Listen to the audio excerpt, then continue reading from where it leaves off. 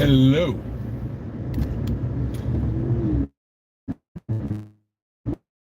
To another edition of Flyer Tech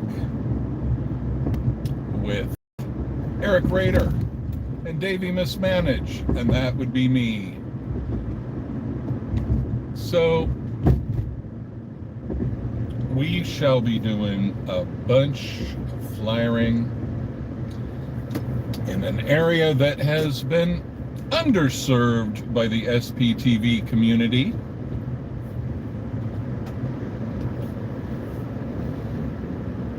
So I'm driving now to meet up with Eric,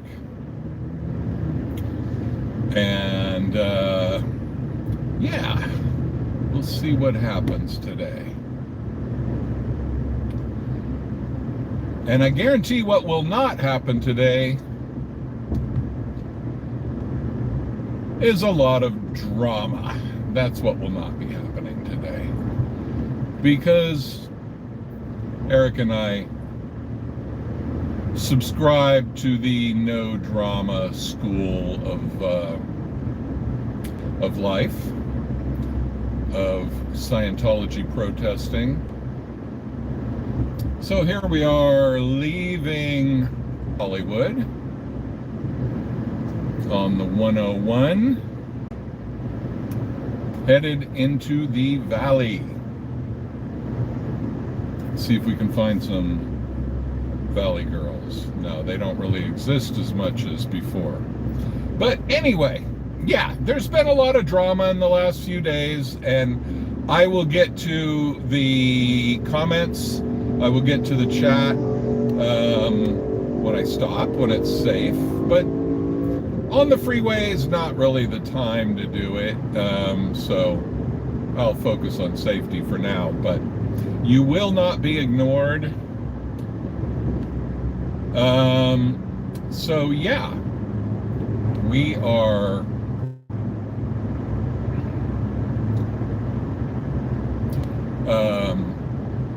Eric and I have been having some talks about the whole dramatic situation, and we are aligned on a couple of things, I think, and maybe we'll discuss that. But number one,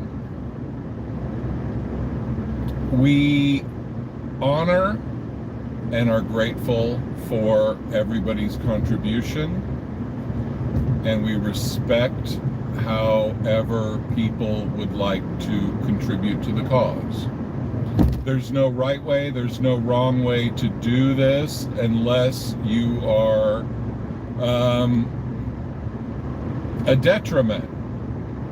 But I'm not even worried about that, because it's just like being worried about all the bullshit that Scientology tries to do. The fact is, things are on camera and displayed for the world to see, and we can let the audience decide. Individually also. Number two, we don't need to be a group. We don't need to be identified as a group. We are not a group. And when I was talking to Eric on the phone earlier, he made the analogy of individual wasps coming and stinging you, and you don't know where they're coming from. You don't know their speed or their velocity or their origin. There's just wasps coming at you from every direction. That's the no group model.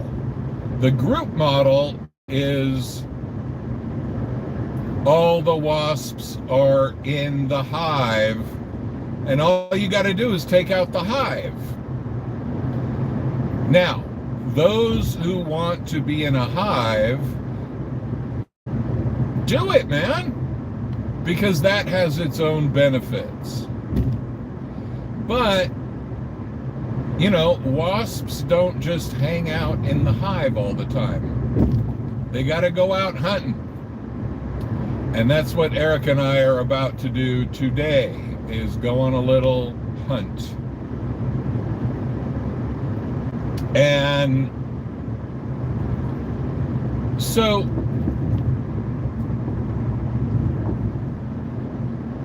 and it's number 3, let's keep the focus on Scientology. As some of you know, I have studied a lot of political science in my life. I have a master's degree in political science. I've studied revolutionary movements.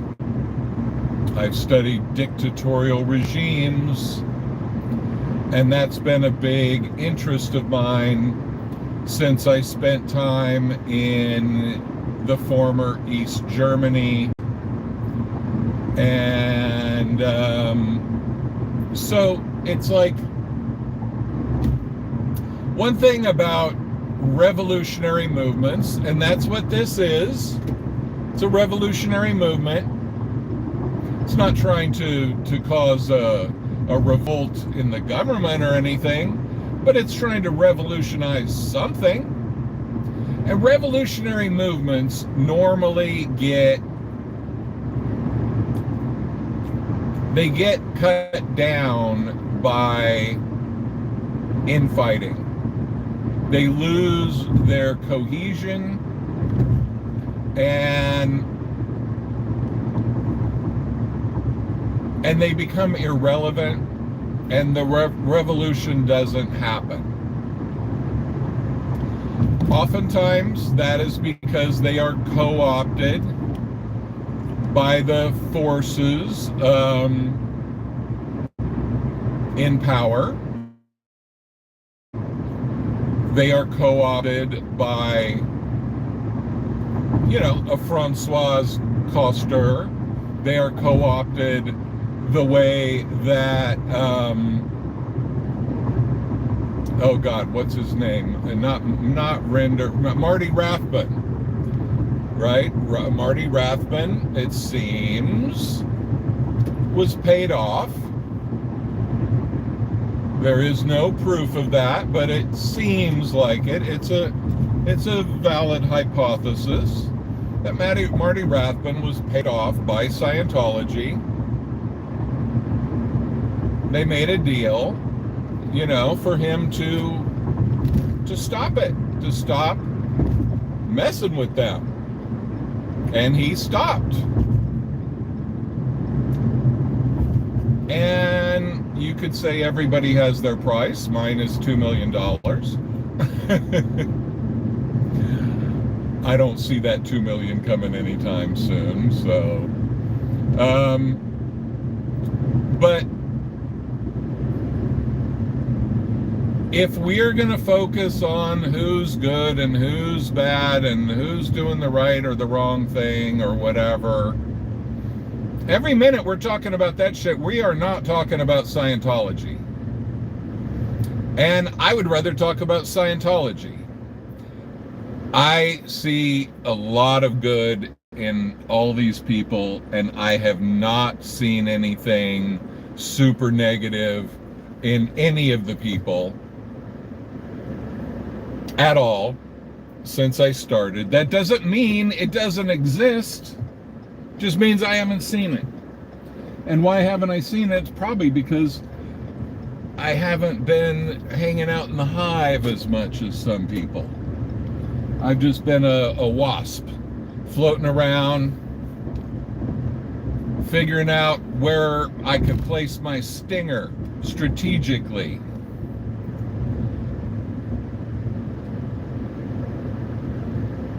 And I view drama as a major distraction. Now, drama also creates interest in many people.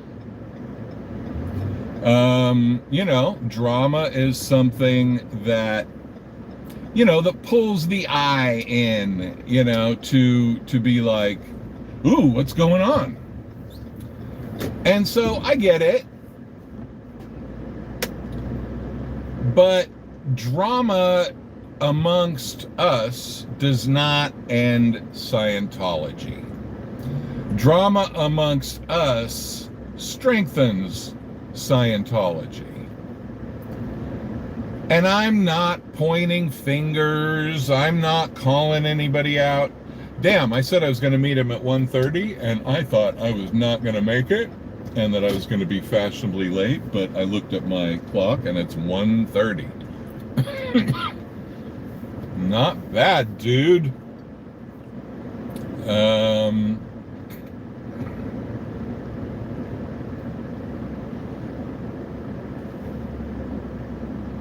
no. That's not him.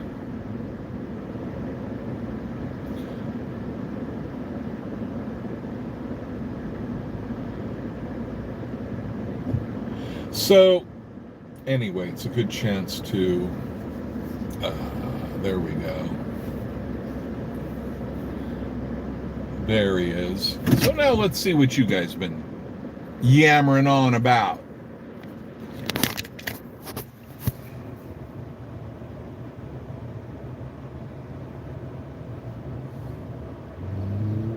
DOA for Encampment Season 11 leader. Yeah, sure, man. All the seasons.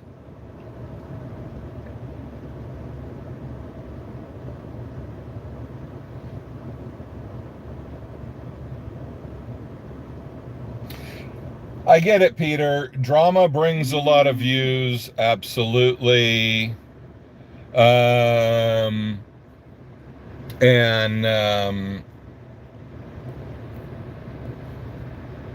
And yeah, I'd love to have the 8,000 views. Absolutely. But you know what? I'm not going to weigh in on Jay. I don't know anything except I like the guy. Maybe I'm wrong. Maybe I'm delusional. Who knows? You know, but everybody has their bullshit. Everybody has their issues. And you know, and I'm not going to really try to figure it out because whatever, man. Like I said, the audience can figure it out. You guys know more about it than I do.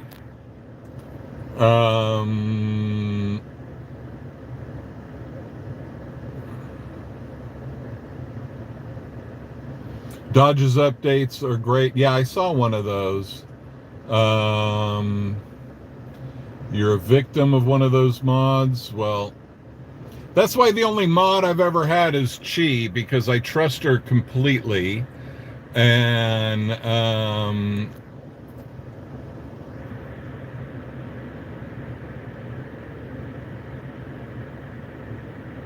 good afternoon. Yeah, you know, look, if Jay is jealous, if there's like a little romantic triangle going on, whatever, okay, fine. You know, we all have our moments, okay? Jay has his moments, you know, DOA has his moments, I have my moments, you know, I probably hide it better, and, you know, but, you know, we all have our moments. And the thing is, so he's upset, whatever. People get upset. People get jealous. Romantic shit gets weird. That's normal. I'm not, you know, hey, Jay might be a total dick. I don't know, man. All I can tell is what I've seen. And from what I've seen, Jay's a really good dude, really mild guy. But, you know, no, I'm not a man of few emotions. I have many emotions. And, you know, part of my day job is like dealing with people's emotions, you know, and helping people navigate that shit. So yeah, like I it's not about not having emotions. It's about channeling them. It's about channeling our efforts correctly. Okay? when DOA and I have a conversation about not yelling at the cops, and then 2 seconds later, he's yelling at the cops, and we both have a laugh about it afterwards. It's not like, oh, you pledged not to yell at the cops, and then you did it. It's like, hey, man, we're all reactive, emotional people to whatever degree, and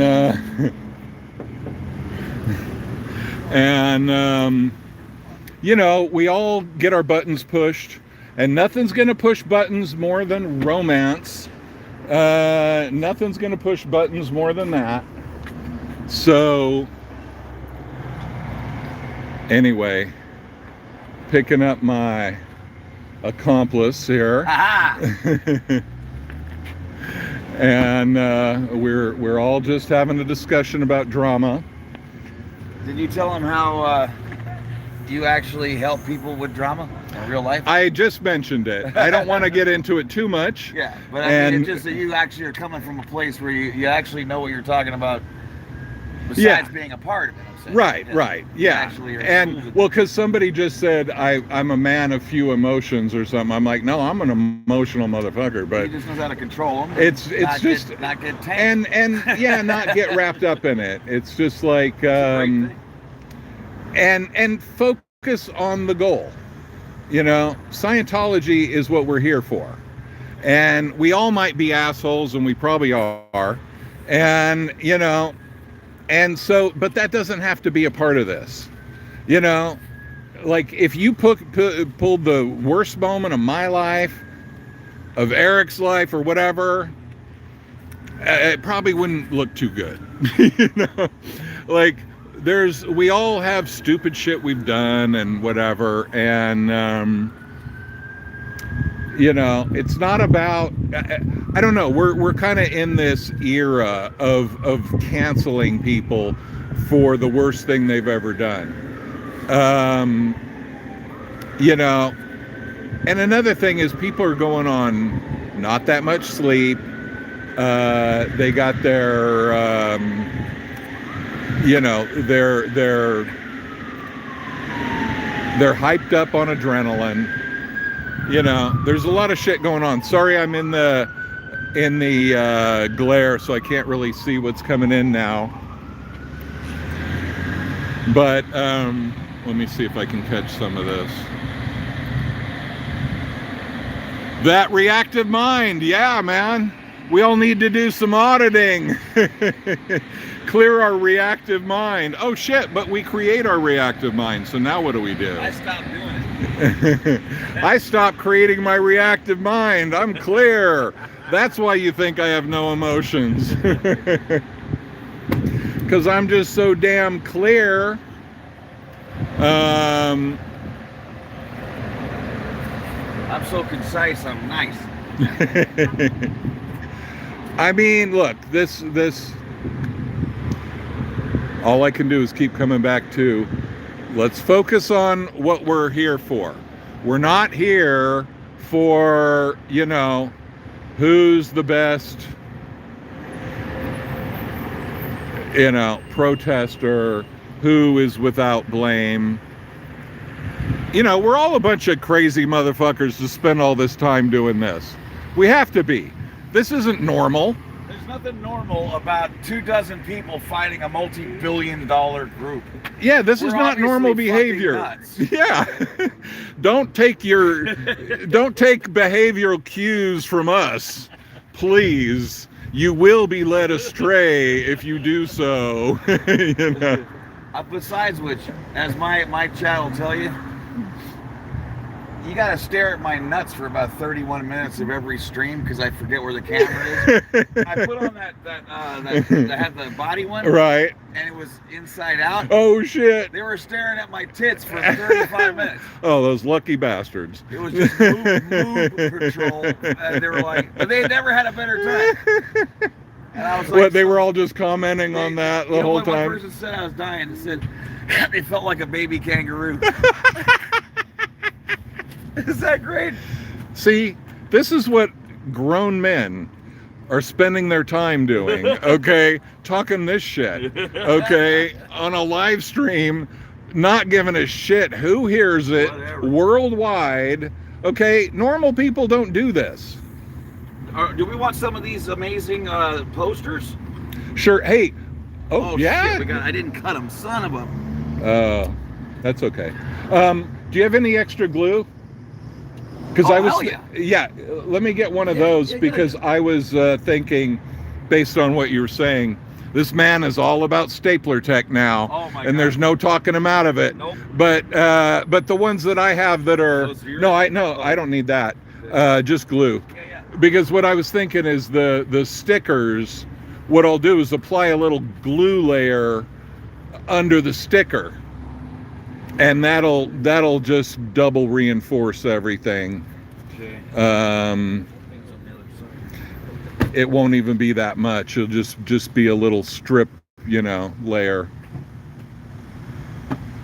And you guys, I have not been avoiding live streaming because of drama. I just got a kitten that is ridiculously cute. It weighed in at 1.9 pounds.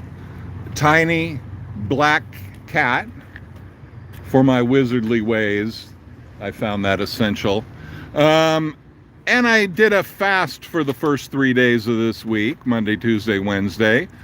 And so my energy levels were a little lower than average.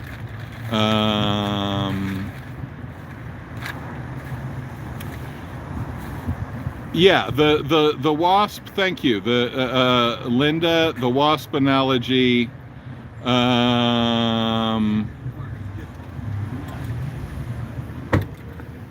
All right, thank you. So, yeah, that was Eric's analogy. Full credit goes to him. But yeah, and this is not to criticize the idea of an encampment or anything, but it is also to say we need different strategies going on simultaneously.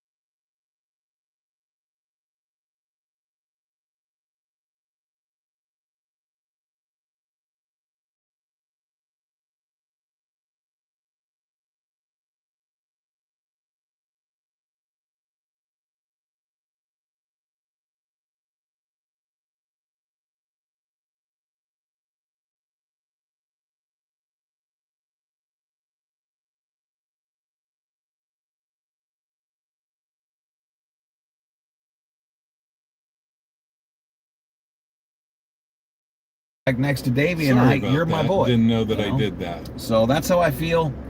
I apologize for the soundlessness. You guys are all incredibly important to me, and I appreciate you very, very much. I know this kind of thing is going to happen no matter what. It's impossible to avoid. I think we come back much better and stronger, and hopefully a lot more caring and a lot smarter. Okay? The only thing you'll see me shit about or freak out about is the stuff that triggers me, and that's, you know, pretty obvious. If you come from any high control group, you don't want to be, you know, controlled. Okay? Yeah. It's pretty simple. And that's it. So love all you guys, and that's all I'm going to say about that today. Yep. It's the whole thing is like, drama is like this polarity. It's like you're either on this side or that side, you know. But when you're then you're limited to two options, right? You're not. But when you're not dramatic, you could see the whole overview. You could see other options, right? It's like the upcoming election, you know? It's like you got two senile dudes, and it's all about choosing between them. And the drama is like, how could you choose this one? How could you choose that one? But the non-drama is like, why the fuck do we have two senile people running for president, and we got to choose between them? Like, you know, and I'm not trying to get political here. I'm just trying to say, like, if you look at it in terms of the drama, you're going to get caught up in the Trump Biden. But if you look at it above that, you look at, like, how the hell did we get to this point where that's our choice? You know, Right. Like, that's stupid. Like, something's wrong with our political system if we're being fed senile old men and told, like, no, you got to have a bunch of drama over which one you choose. And I'm like, both of them suck, man. Like, why is that my choice? You know, how did we get to that point? And, you know, but everybody wants to get caught up in the, like, Biden's evil, Trump is evil. They're both fucked up, but they both can't even spell their name by this point, practically. So, you know, it's like, I don't even allow politics in my room, and I let everyone know exactly what I feel about politics. To me, politics is professional wrestling, nothing more. They're all very, very good friends, no matter which side they're on, and they're all paid by the same people, and they're all members of the same organizations that will not accept me.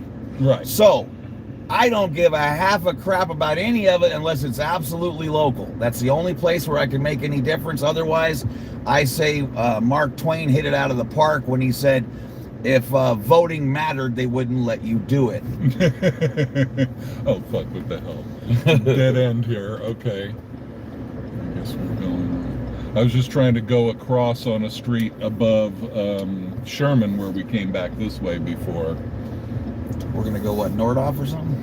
And then work our way back up? And then work our way, work our way over to Topanga. Yeah. Although we'll see if we make it to Topanga like last time. There's too many target-rich environments around here, you know, that's hard to bypass. But do me another favor, mods and chat, please listen close. Well, actually, it's just mods, I guess, right? Because I think they're the only ones who can do it. But do not drop any links of outside of me. Period. End of story. No links from anyone. If there's an emergency type of thing, like when Selfless's car got ripped off, obviously I want to do whatever I can to help him. So then you say, hey, is it okay if I put his, of course, right? But otherwise, that's it. I'm seeing all kinds of links being dropped all over the place. I don't know who they are. I've never clicked on them. It's totally not okay with me. So no links to anything or anybody, period. Unless it's, you got my okay. Okay, and my okay is for that day, not for the, you know, the next 3 weeks or nothing else. So no more links if they're not mine. End of story. Thank you so much. Back to our original programming. Roscoe's good. I don't know what they go to, and I mean, I'm like, oh, this is a new. I don't know if I like this person. I don't know who this person is. I'm not promoting a damn thing that I don't know about. So, that's that. Look at that car, man. What is that, 1930 or something? Shit. Or is that a kit car? Or is that a real car? I don't know. Looks a little real.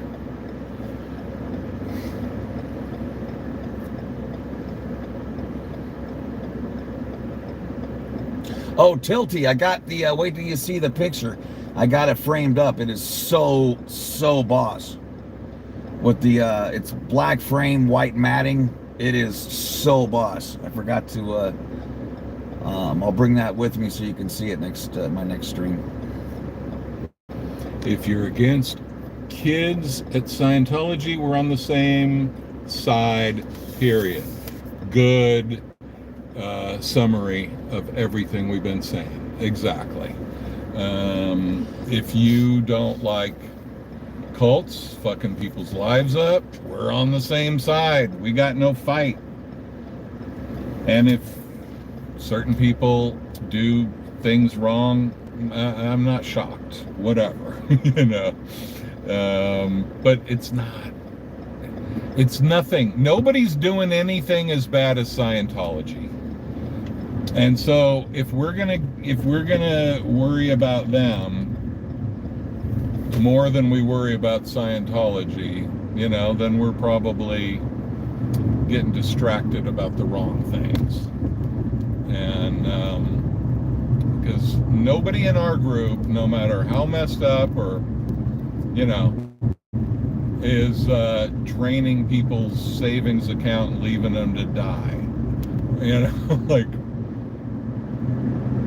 nobody's imprisoning children in our group.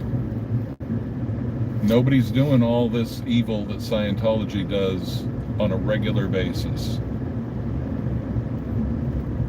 And we're gonna do we're gonna definitely do a sunset tonight. So that is a fact. I need it bad. I'm gonna smoke and drink. I already got a watermelon margarita ready to go. It's gonna be amazing. I'm gonna feel good about it all, and I can't wait to see you guys there. So we will definitely pick that back up tonight. What did someone say yesterday? Had me. My chat is so damn funny, man. I couldn't stop laughing. But someone said, what was it? Sunset after the Staples or some shit, like because it used to be talk after the chalk. Right. Now it's too hot for my fat ass to bend over and chalk. I just sweat so hard that I've actually erased the fucking chalk. I can't even do chalk tech right now. So yeah, it's but it was something Staples after the sunset after the Staples. I don't know. I wish I could remember. Damn it was funny. You had to be there. Had to be there. So, isn't Northridge around here somewhere? Right, Reseda Boulevard. We're a ways from there yet. Oh, okay.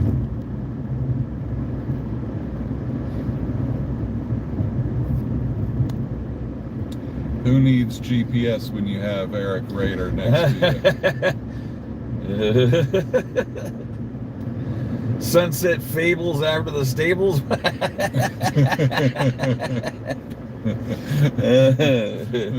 love it. Fables, that's good. Oh man. Only in this like, YouTube world you got to come up with names. This looks like the cheapest gas I've seen in a while, so might not be a good thing, but I'm taking my chances.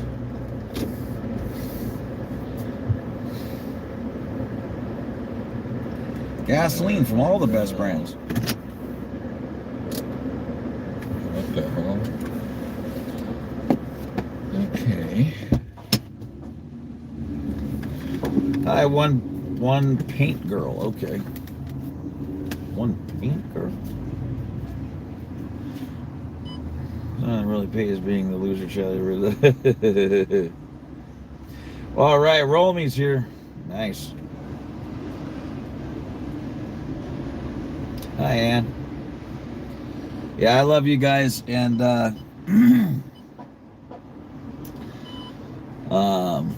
we're just gonna move on. We're gonna stay at it like a crack addict, and that's it. And I'm changing nothing. I'll only be a part of stuff that's accepting and loving and caring and understanding, and I will have nothing to do with anything else. And that's it.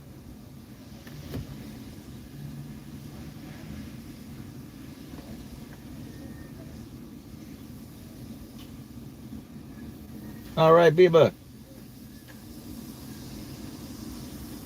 Thank you, Tim. Oh, Haggis. Love you. Thank you, Ann. LeBron and Kobe.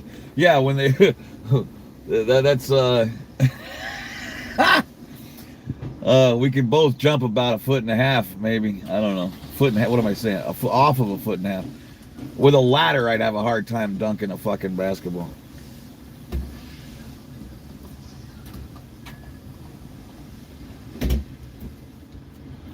Thank you, Sharon.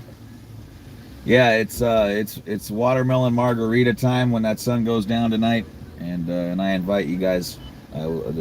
No people I'd rather have with me than you guys, and that's why I opened it up. By the way, you know, I thought you guys could use it just as much as me. So, and you're fun to party with.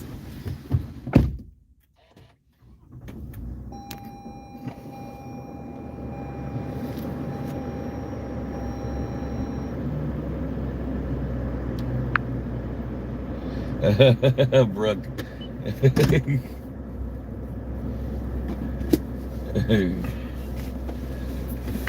Lime and jalapenos.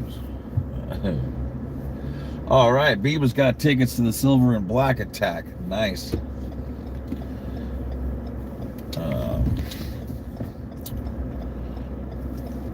Never in my life been called from the bar.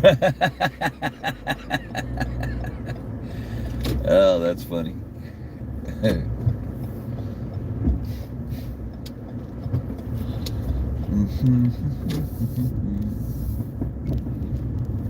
Man, I haven't even been up here. What's this, Roscoe? I haven't been up here for a while. Wow. I always take Sherman Way because it's got the 3 lanes, you know. So okay. Well, I could have gone Sherman because, of course, we did this way last time. We did the other way, so it wouldn't have hurt to go this way. I haven't been here a long time. It's sort of cool to see what's up here. I forgot. Yeah, I have no idea even what town this is. This is Sun Valley still, I think. Is it? Because that high school, my buddy went to that high school, and that's Right. Sun Valley. Sun Valley's bigger than I think too, because it really creeps all the way into North Hollywood and Berkeley. Really? Yeah. Oh shit. Yeah. Oh, I didn't know that. I thought of it as way up by San Fernando or something. Yeah. But It's, it comes all the way down. Yeah. Oh, shit. Okay.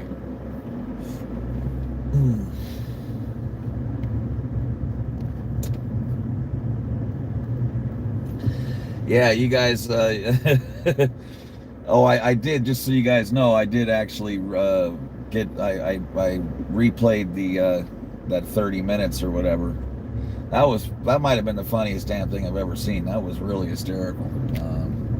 And you guys are such great sports. Love you guys for that.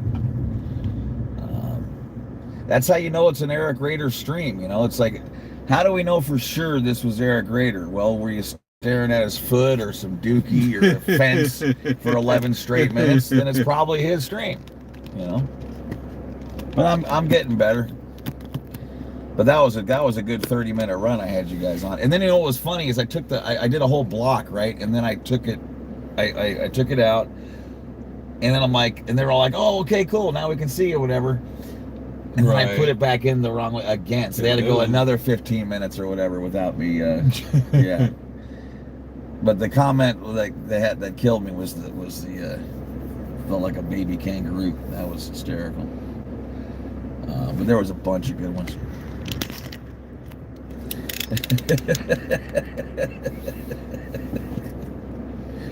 Hey, Beezy.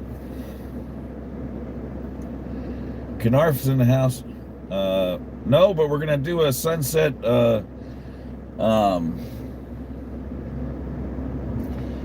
dribble after the dribble or whatever, and that's happening. That's happening tonight. It'll probably start up around 6, between 6 and 6:30 sometime. That's Pacific Coast time.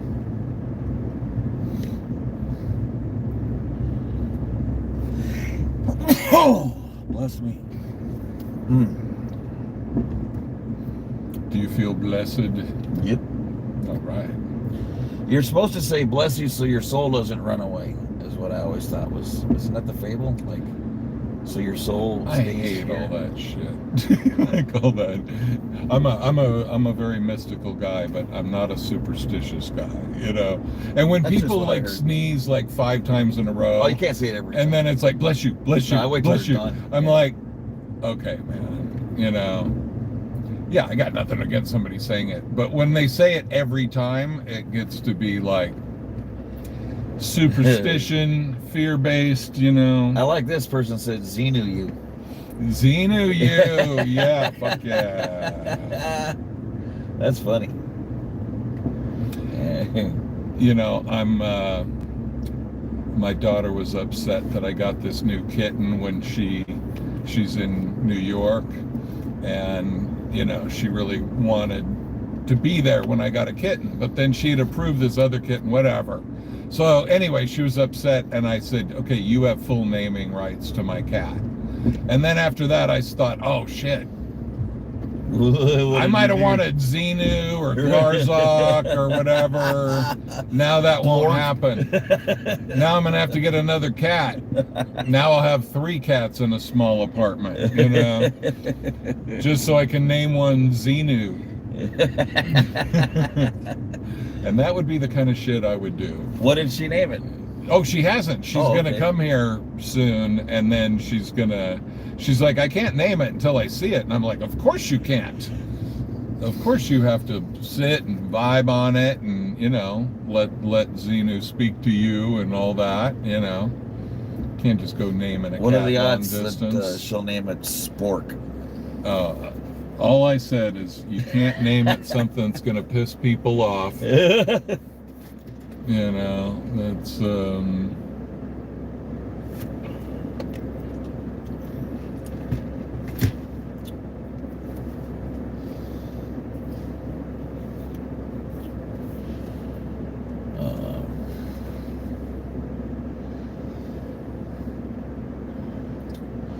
Name it Sneeze, Adam says. it has been sneezing, so yeah, that wouldn't be totally a wrong call. But she's gonna name it, and I'm like, hey, even if I hate it, it's cool. That's the name, you know. You're going with it. That'll just be the little joke, you know, like, let your daughter name the cat and live with the consequences, you know. But will you put your foot down at Truth Rundown? She's not gonna come up with that, you know. But if she did, I'd go with it. I'd be like, this is Truth Rundown.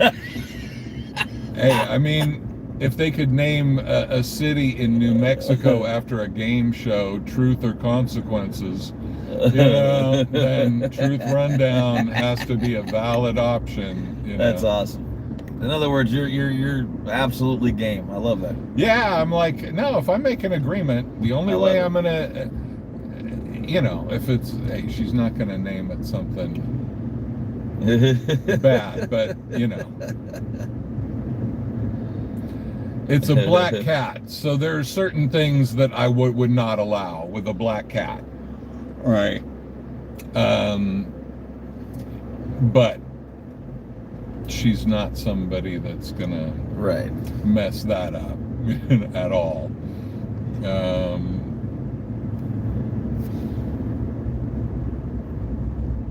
but as a licensed wizard, I knew I needed to have a black hat, you know, just to uphold professional standards. So the witchiness will intensify over at my house.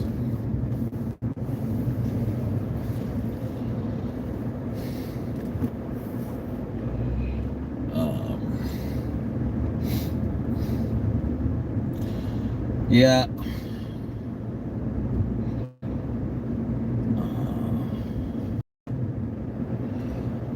Pink eye and hemorrhoids. No, I mean, she could really mess me up, man. If it be hemorrhoid, that's the name of my cat. Like, and I would totally go with that because that would be funny as shit. Like, what's your little kitty's name? Hemorrhoid.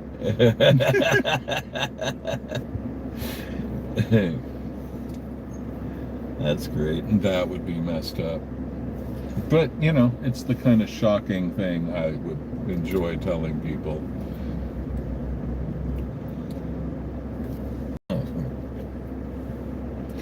So you guys, we've been very disciplined at not stopping right away to get every single pull here, and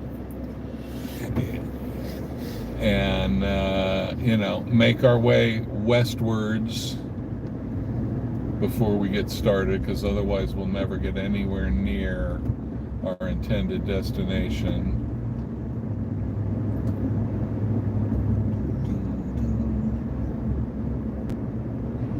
Yeah, we're going to the far side of the valley.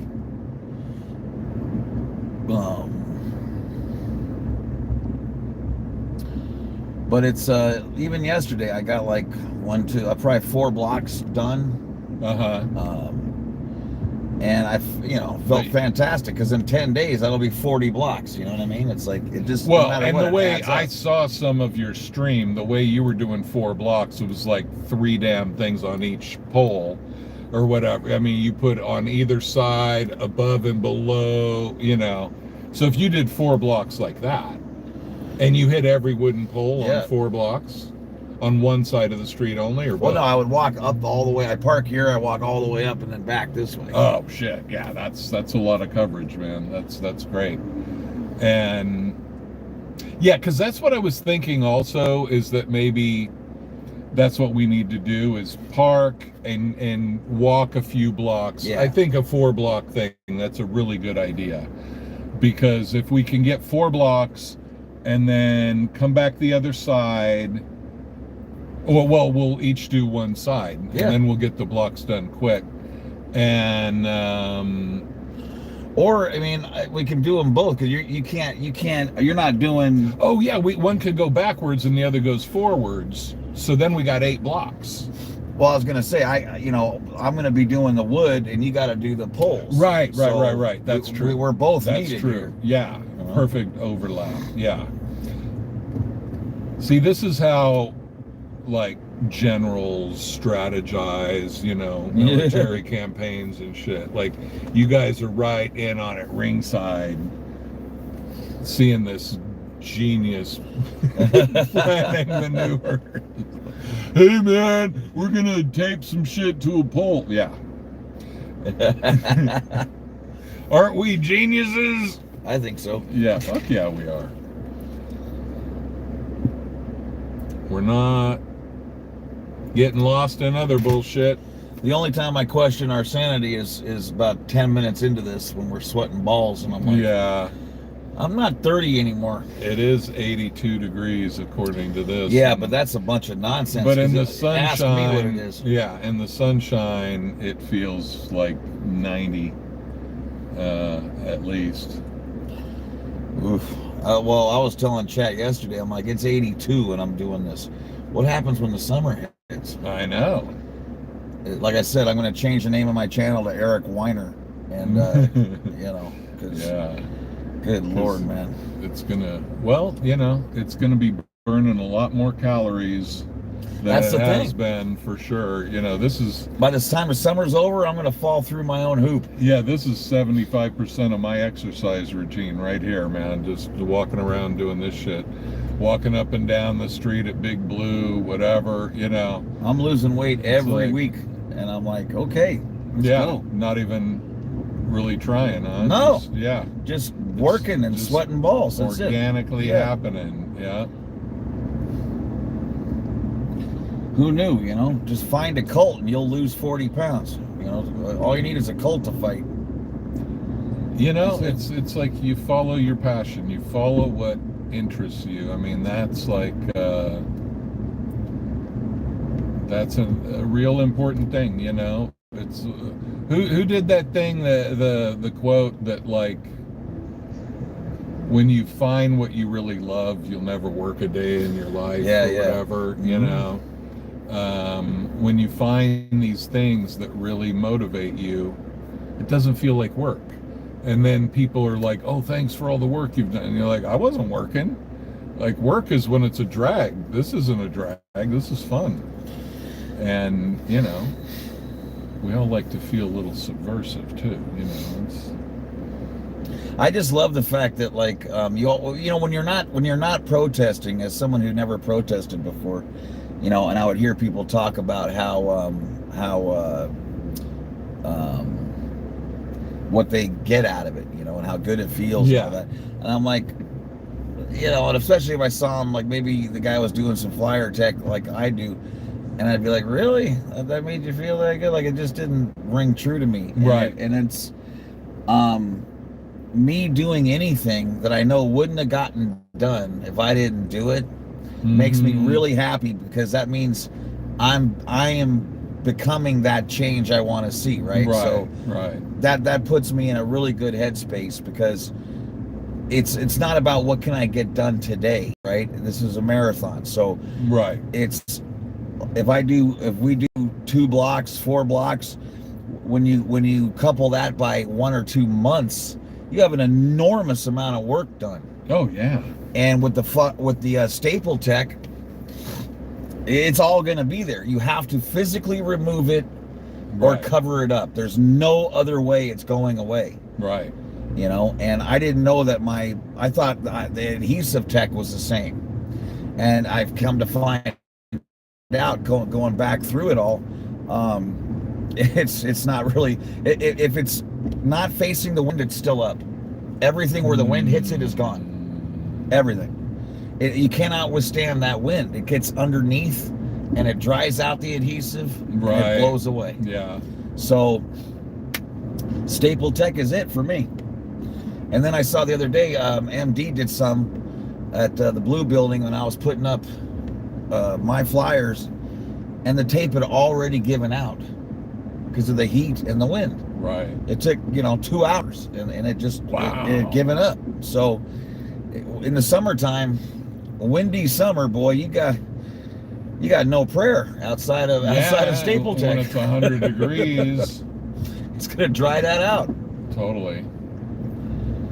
So this is the only tech I'm aware of that at this time that I'll ever use again, because I need my work to keep working. So for me to maintain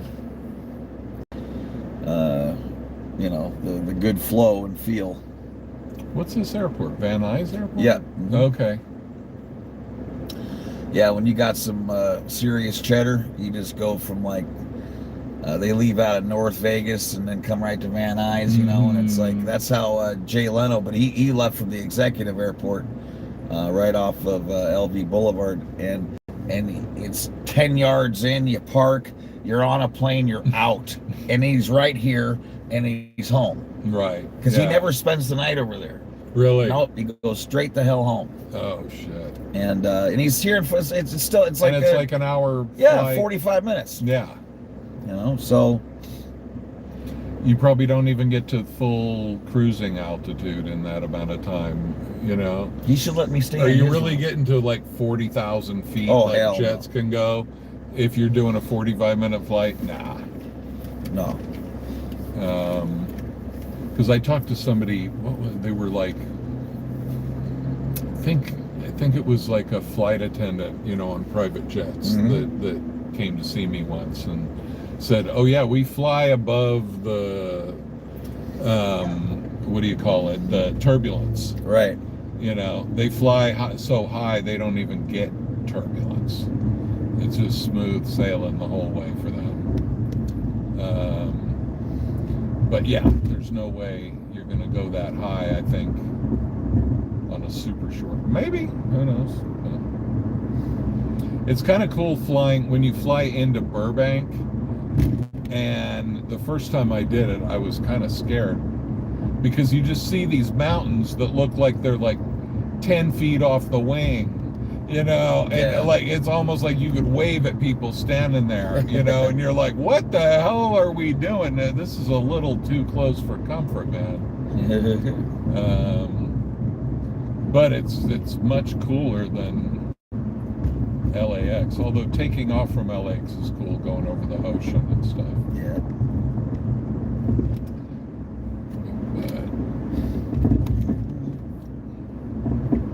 Private jet life would be nice, but man, you would get so addicted to that. I know, that's why I believe in when they say it's better to be broke your whole life than be broke, get rich, and be broke again. Oh God, that must be bad. Yeah. Oh, I've never been rich enough to experience that. That's what I'm saying. Yeah. It's. Can you imagine? You go from private jet to boarding group D. You got no place to put your luggage. You're limping so you can get in ahead, like, no, I'm handicapped, let me in. They're like, nope. I mean, I used to literally take flights every other week for a decade because I was going to beauty shows all over the country, and I didn't know you were a beauty contestant. Yeah, for sure. Swimsuit. That's why I wore a yellow banana hammock, and that was it. Nothing else. But yeah, and I would get flights where I'm by the shitter, row 36. Right. Every time someone opens that thing, you're like, oh wow, right? And but one of the worst ones I had,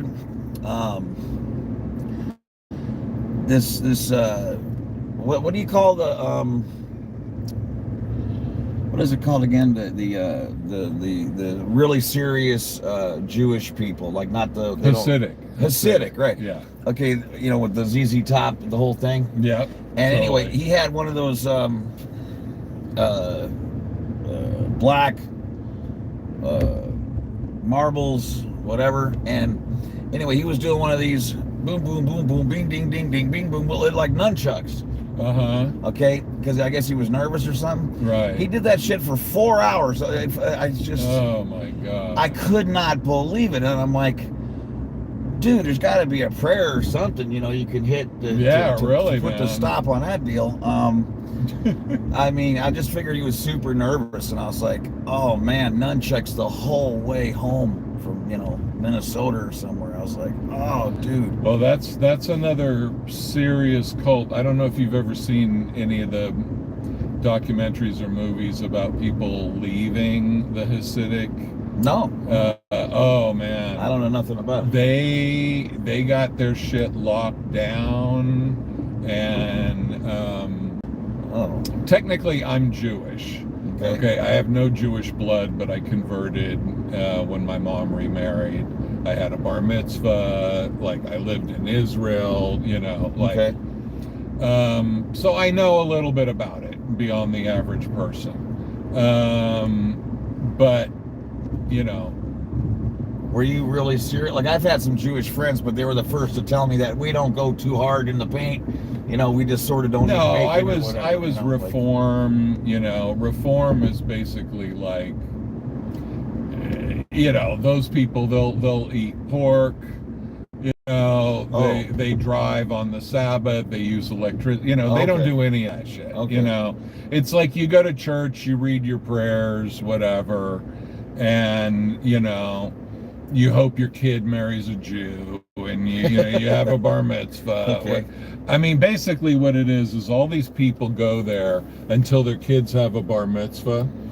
And when the last kid has their bar or bat mitzvah, then they're out, until the next generation.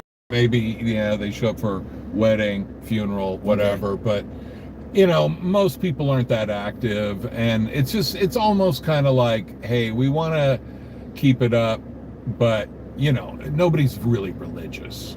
Nobody's sitting there at home praying to God, and there's a lot of atheists basically in Reform Judaism. Okay. What they say? They talking shit about my religion. It said, as long as he was praying that hard, I would have asked him to toss in a few prayers for me. That's so funny. Yeah, really. But most of the people that are more like that, they're not into the Hasidic shit whatsoever. And Hasidics would not look at somebody like me as Jewish at all. Like, you're not, That's what a couple of my friends said. Yeah. They're like, they don't even consider us Jewish. No. They consider us bullshit. If they do, like they would have these things in New York. They'd have these RVs, and it would say mitzvah tank. Okay. And they would have the Hasidics from it's one set. Now the Hasidics have a bunch of different groups, and they all have different rules and leaders, and so there's not one Hasidic thing. I gotcha. But this one, the Lubavitch sect of Hasidics, they have these tanks, and they go around and they ask you on the street, "Are you Jewish?" Most of the time, I just say no. But then if you say yes, they want you to come in and say a prayer and, do the whole thing. And, they put a yarmulke on your head, and they wrap this thing, it's called tefillin, they wrap it around your arm and on your head, and, and then you recite this prayer, and they're like, cool, yeah, this is good for you. I'm like, I'll do it sometimes, whatever. I mean, I don't think it really does much, but I could never make fun of any religion on this earth because what I came from. Because you were in Scientology. Right, so yeah, you're like, fucked, man. You can't say shit. Someone tells me they pray to rocks. I'm like, makes sense. That makes sense to me. All I got is Xenu to go by, man. Like, who am I to judge? I can't see shit. I don't care what your deal is. I'm like, yeah, I get it. But like I don't go to temple or anything, but if I had to pick one of the religions, that would be the one I'd pick now, although I like a lot of the Jesus message and forgiveness and whatnot, but oh my God, I can't even read this sentence. So Adam is too smart for me. The mitzvah tanks are from the Chabad, yeah, that's Lubavitch community. Yeah. The irony is, by Orthodox standards, they are heretical. Is that like hysterical? No, like they're heretics. It means like you're full of shit. You're going against the religion. You're breaking the rules. Okay. But all those groups. You're squirreling the other ones are heretical. You're a squirrel. Like a lot of those, they call them Hasidim. That's the plural. But they're actually against Israel, and they'll go to a thing where it's like Iranian mullahs and whatever talking shit about Israel, and they'll stand up there on the thing and like, yeah, Israel, because their thing is Israel cannot be a country until the Messiah comes back. Oh. Right? And so they say Israel is heretical for even existing. Wow. Right? And, that's hardcore. So they'll team up with like Palestinians and Iranians and whatever from day one. They were like, wow. And I met one of these guys. He was a Satmar. That's another group. And he was like, yes, Israel's an abomination, And when you see this Jewish guy with the side curls and the hat and he's like going off on Israel, you're like, what? What How weird is parallel that? reality am I living in now, I never heard of something like that. Yeah, it's hardcore, wild, man. But that's the thing with religion. They have these, like, this is the way it works. And you got to stick to that, And So yeah, good luck waiting for the. But then that Lubavitch group, they claim that their rabbi was the Messiah. Oh. And then he died and like whatever, you know, so I don't know what the hell they're saying now, but you know. I don't know that he really did anything that affirmed his messiahhood, but you know. And believe me, none of the other Jews agreed with that. Oh, that's a cool building. Yeah, isn't it? I only lived 2 blocks from here during the earthquake in '94, and man, was everything tore up. That's a beautiful I bet. building. You're right. The Northridge earthquake. Yep, that was sick. Christopher Hitchens said that religion poisons everything. Wow, that's a hell of a statement. Salmar and Lubavitch are rivals. Okay. Yeah. Adam knows what's going on. Man, that dude is too smart. He's funnier than hell, and he has the answer to everything. Is he in New York? He should be on a game show. Penny Webster says you are spot on. Okay. Because they're all in New York. I mean, they spread out a lot. It's very similar to Amish. You know, they move out to kind of have other areas, and then they make that area. You know, like the Amish are in a lot of other areas now, and they form. You know, once they get a foothold, they really grow quickly in these areas. Huh. You know, they definitely have a lot of kids. They speak another language from the general public.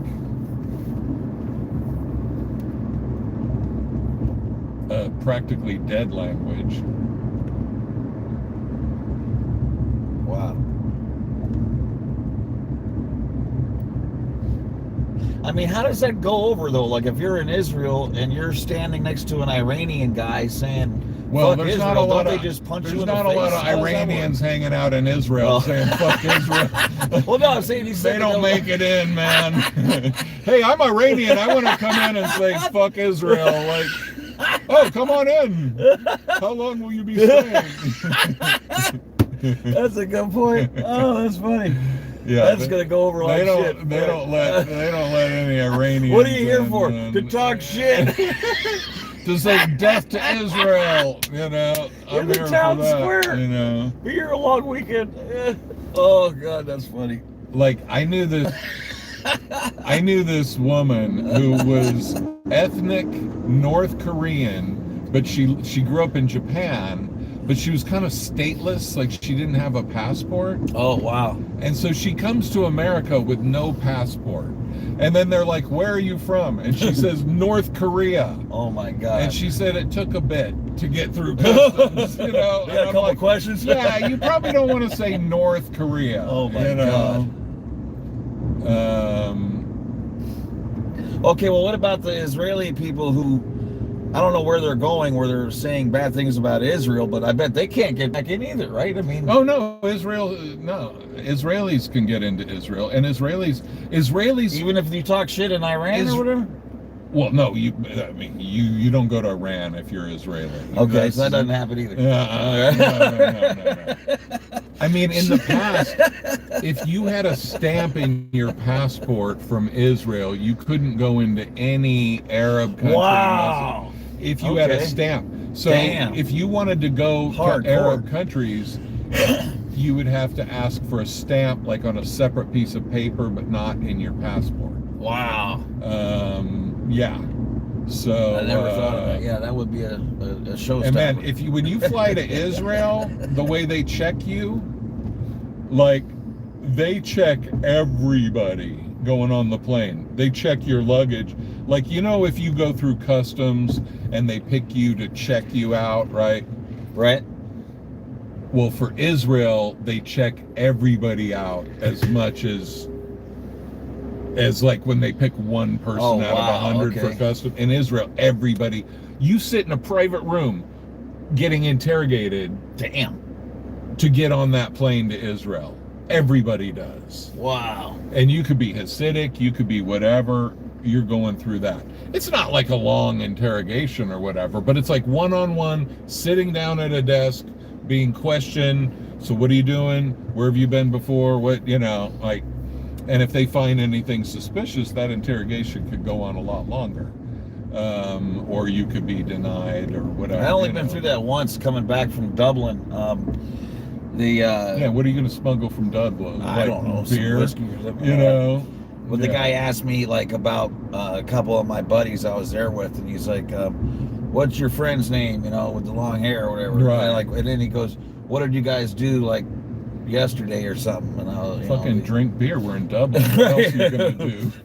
Eat potatoes and fucking drink beer. But I was hella hungover, and it was early, and Yeah. I wasn't doing well. I think I got like a D- on it, and but somehow I got through. A D- on the interrogation. Yeah, Yeah. because he wasn't liking me a lot because I was Right. really not Like coming quick with the answers because I was, like I said, I was in Dublin. devastatedly hungover. Yeah.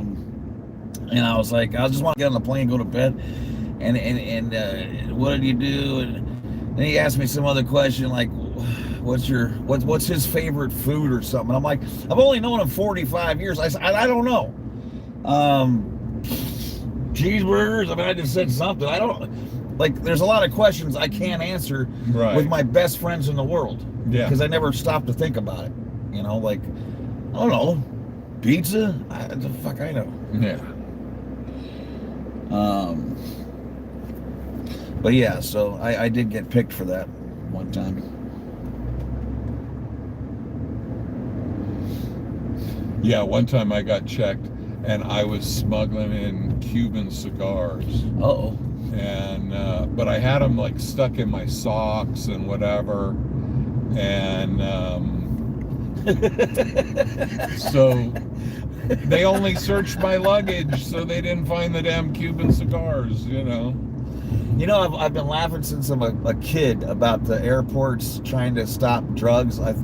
It's the biggest show of nonsense in the world because the amount of drugs that they take that are on people's bodies and taped to their ass crack and everything.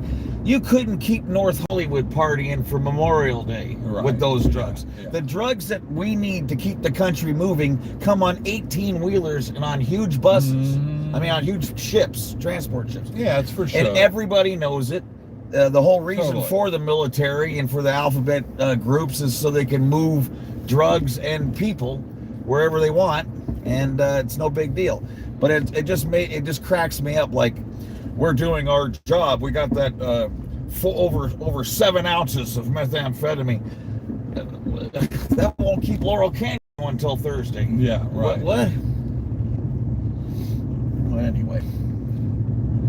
Yeah, they want to bust the little guy and Make it look like you're doing something. Yeah, exactly. It's just. And you can ask for more money next year.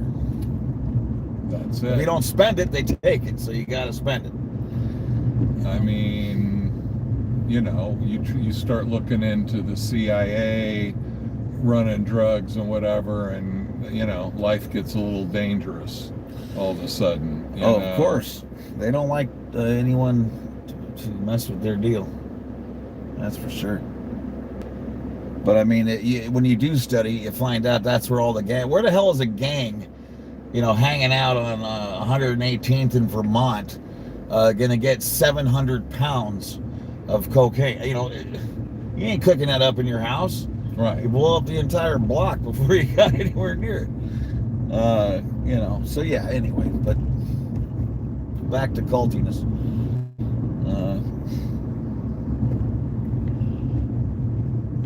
All right, we're coming up on our location here, gang.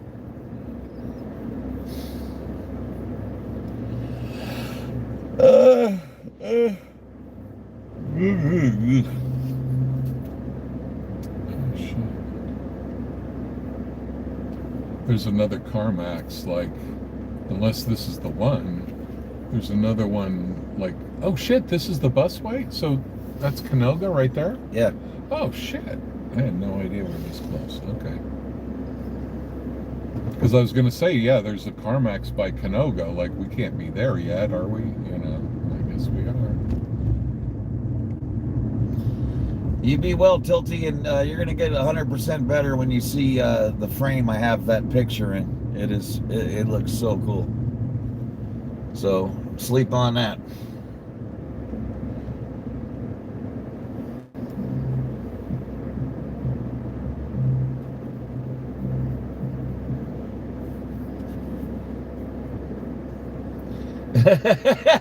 Adam goes, one fun fact, I used to call Chabad Scientology. Oh, no way. That's really good.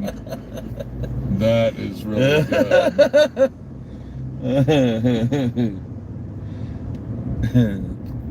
Yeah, they're a trip. And just like Scientology, these people are really goofy. You know, they have no clue how to act amongst semi-normal people. Not that we are the judge of that, but yeah, that doesn't include. But better than them. Better than them. You know.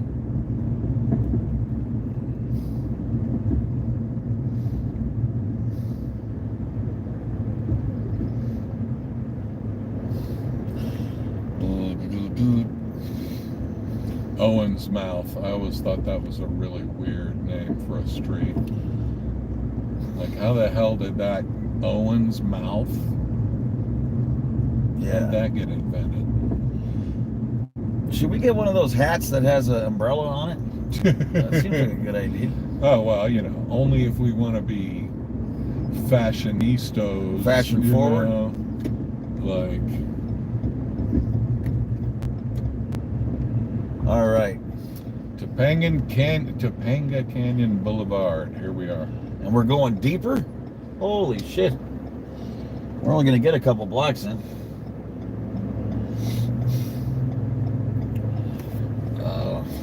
Well, I think we should hit. We can go up a couple. I mean, there's a couple things here, and then we'll make a U and just go the whole way down this way. How about that? Wherever you want. I definitely wanted to hit, though, before we melted, I wanted to hit the some of those huge intersections, like over more by Ventura, you know, where the right, that mall is and all that stuff, where there's mega. I only got one pole for tech here. Oh yeah, you don't have. I got absolutely nothing. Well, I'll put that one pole. But also, it's like, yeah, we can do. I mean, that's where you might want to do the stickers on some metal ones or something. I didn't bring them. I got to cut them off. Oh, I got a bunch. Okay. I can give you some. No problem. Sticker tech.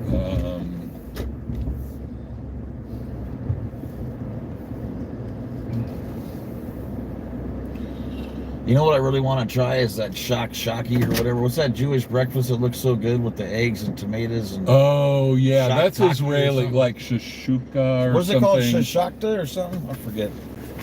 Yeah. Shakshui. Shakshui. Yeah. It's definitely shakshui, man. Fuck yeah, this dude is like, he knows all the international shit. Shakshui. Give me some of that shakshui. Shashuka. Shakshuka. Okay. Okay. Hey, Chi.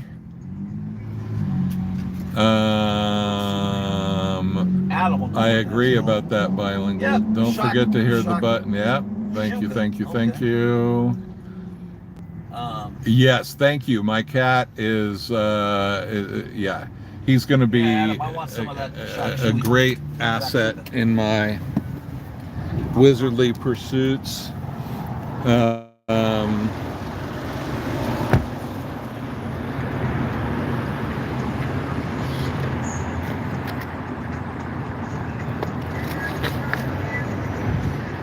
These are really good just to put a bunch of them wherever.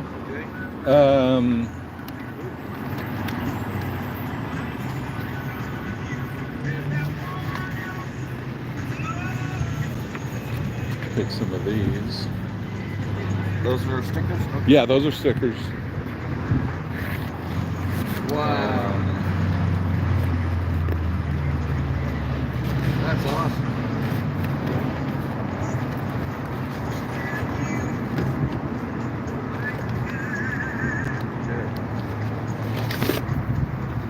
And these are stickers. Oh, bitch. Wow, that's a whole page sticker? Yeah.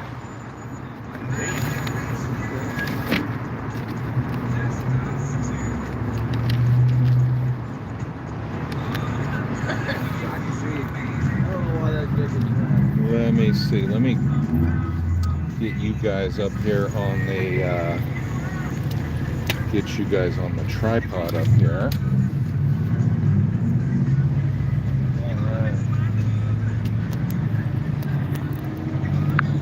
Bear with me for a moment. Setting up the tripod. Gonna miss my lover. Miss my lover.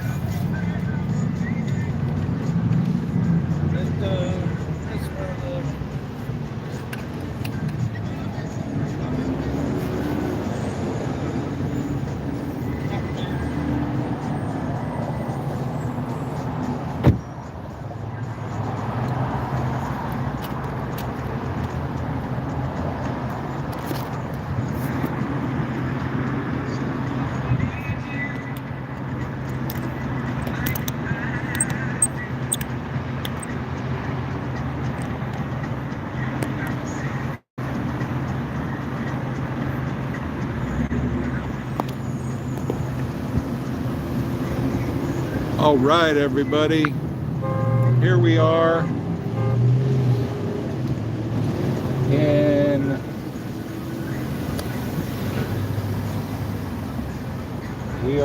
the Topanga zone.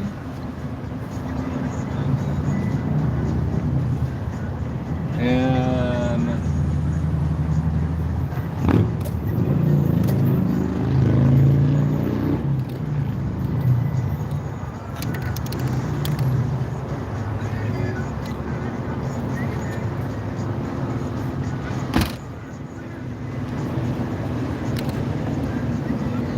time to start propagandizing the area.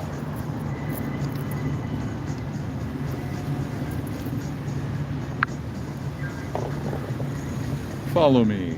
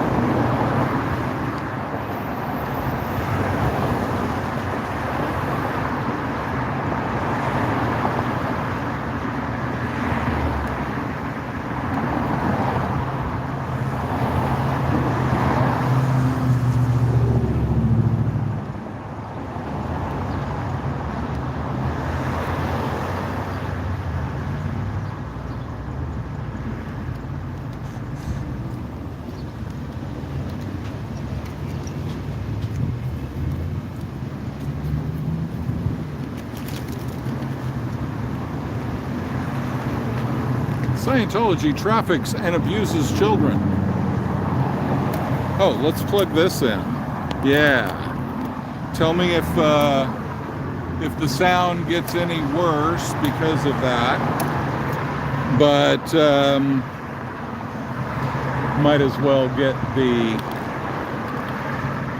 full benefits of my microphonic technology. So you guys, we are doing flyer tech in around Topanga Boulevard and Topanga Canyon Boulevard, to be precise, informing everybody about SPTV.space. Make it a favorite destination, please.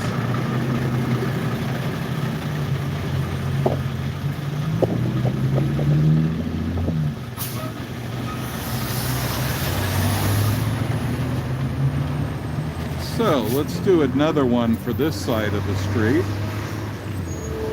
Keep everybody guessing.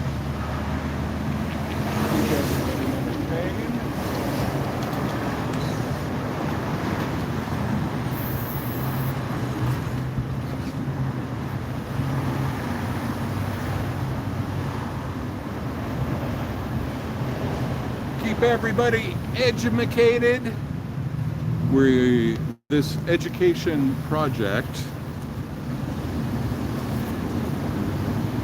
is bringing the message to areas where there is no Scientology.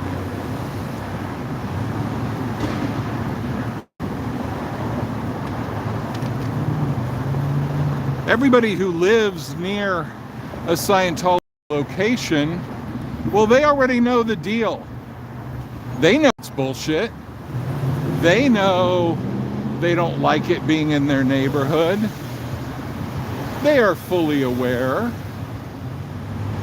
But you come out to these areas, and we are at the edge of the San Fernando Valley, the furthest northwest region. And as far as I know, the nearest Scientology location is not very close to here. And so the point is that when people see this stuff here, it makes a little more of an impression on them.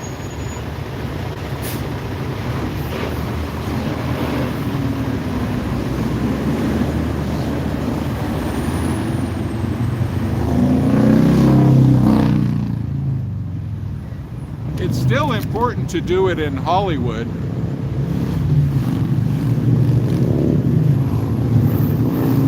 It's still important to let people know all over the place, but when you go to an area like this where there is no Scientology, one thing that I personally hope for is that people start thinking, oh shit, does that mean Scientology's gonna set up shop over here? Which it probably will not, but anything to get the conversation going and to keep the conversation going around this cult is a positive thing.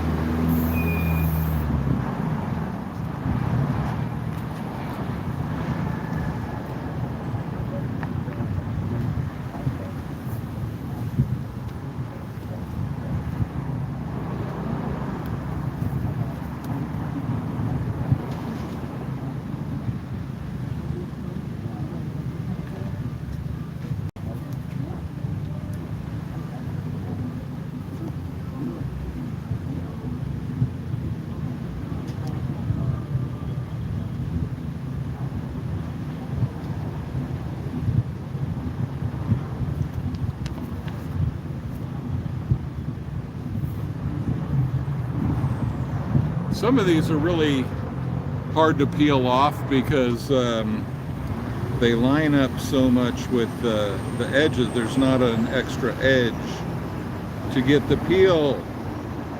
Come on, peel. There we go.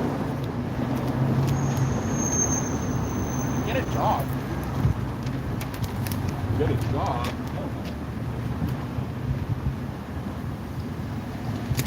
Did we just get trolled by a Scientologist who said get a job? Interesting. I mean, how is somebody driving by even know what the hell's going on here?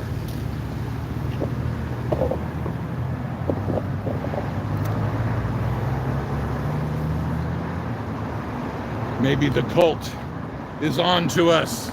Maybe they're following our every move. Could it be? I guess it could be, technically. I guess it is possible. But I kind of doubt it. And I'm certainly not worried about it.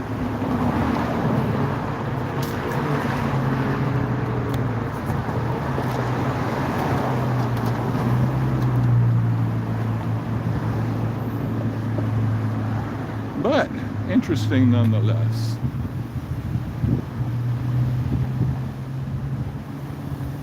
Now here's the kind of place where you're gonna probably get some of the best Mexican food that you could ever find in LA.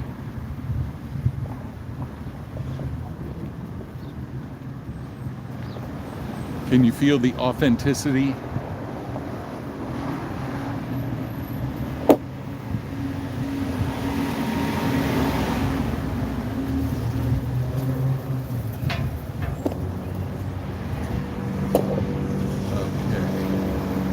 Not going any further, but I figured I might as well get one more light pole. Why not?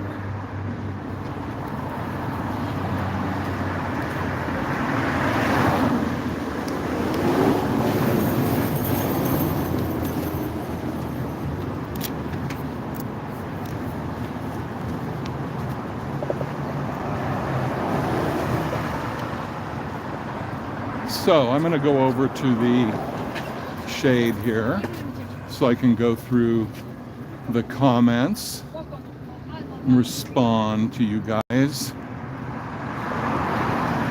Definitely can't do that when I'm driving or when I'm being productive, so let's see. All right. Man, I can barely see it even now. Let's look the other direction. Okay.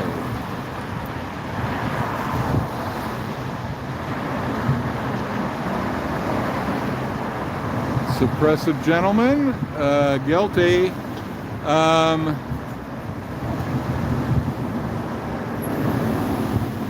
How do I make my cool cult images? That for the thumbs. Okay, ideogram. I-D-E-O-G-R-A-M. Ideogram AI. You basically describe what you want, and it makes you 4 pictures based on that, and you can do a lot of it for free.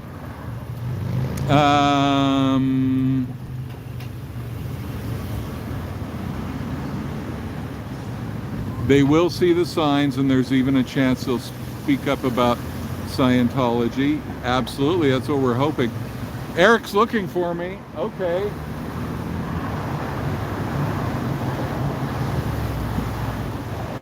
I think he can see me, but thanks for the warning. He has not reached out, but I waved at him, so hopefully he saw me. But I figured, you know.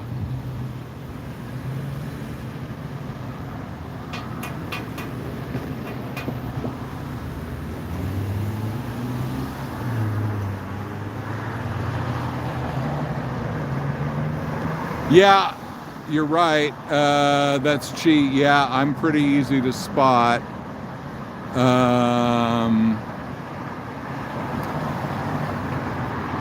But if he's looking, cool.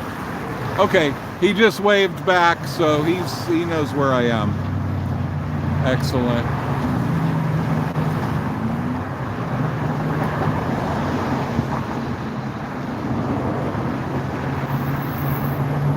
And he's he hasn't moved too far from where he started. He's motioning me in, so yeah, I'm coming. So maybe there's something going on that I need to know about, or he has a better idea. Whatever. Let's see what he has to say.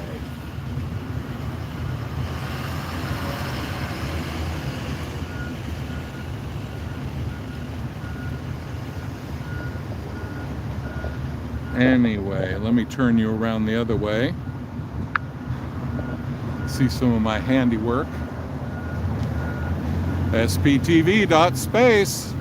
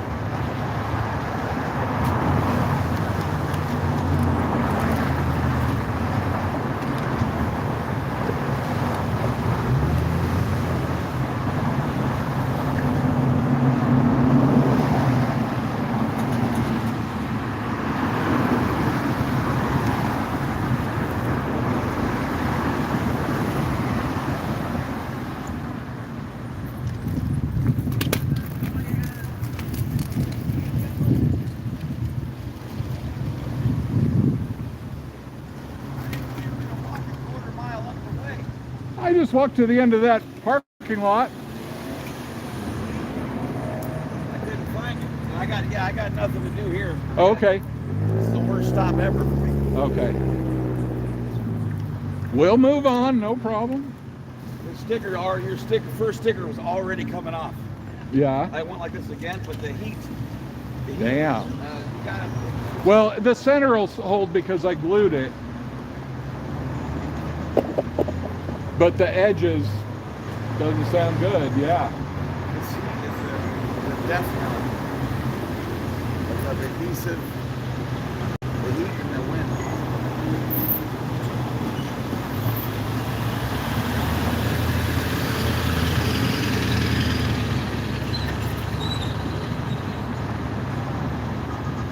Should be open, yeah, you got it.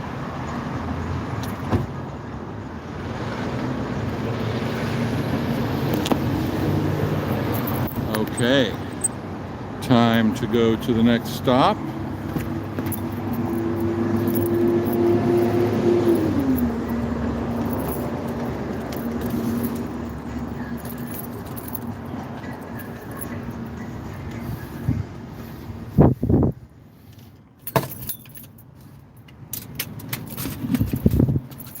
Those is silly and they smell good. One moment.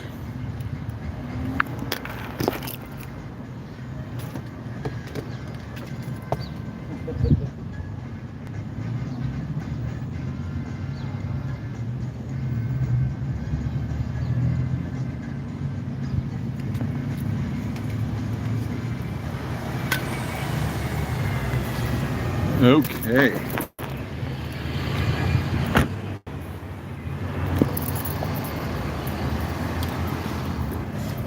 So some dude yelled at me while I was putting up the stickers, said, "Get a job." And I was wondering, like, what the hell does he even know about what we're doing? Is it OSA? Oh no. Not too worried about those dudes. Those incels. Wasn't there a mission out here at one point? I have no idea. I mean, from what Aaron describes, like the mission deal, it just sounds like missions just come and go and doesn't mean shit, you know? That's basically the vibe I got about missions, you know, that it's just like... Well, that's sort of true in big towns, but they mean, the whole point was they meant something when you were in Fort Dodge, Iowa. Because there was no place you would have any possible chance of doing some book one with some other clown. Right. So it was sort of important at that point. Right. And it feeds everybody into Scientology, so yeah, and it's important to shut it down. Yeah. But yeah, he was just saying, well, they're privately owned and they well, basically what he was saying, it was comparing orgs and how it's like a high crime to shut down an org, but it's not any kind of crime to shut down a mission, basically. That's, I think, more the point he was making. Yeah.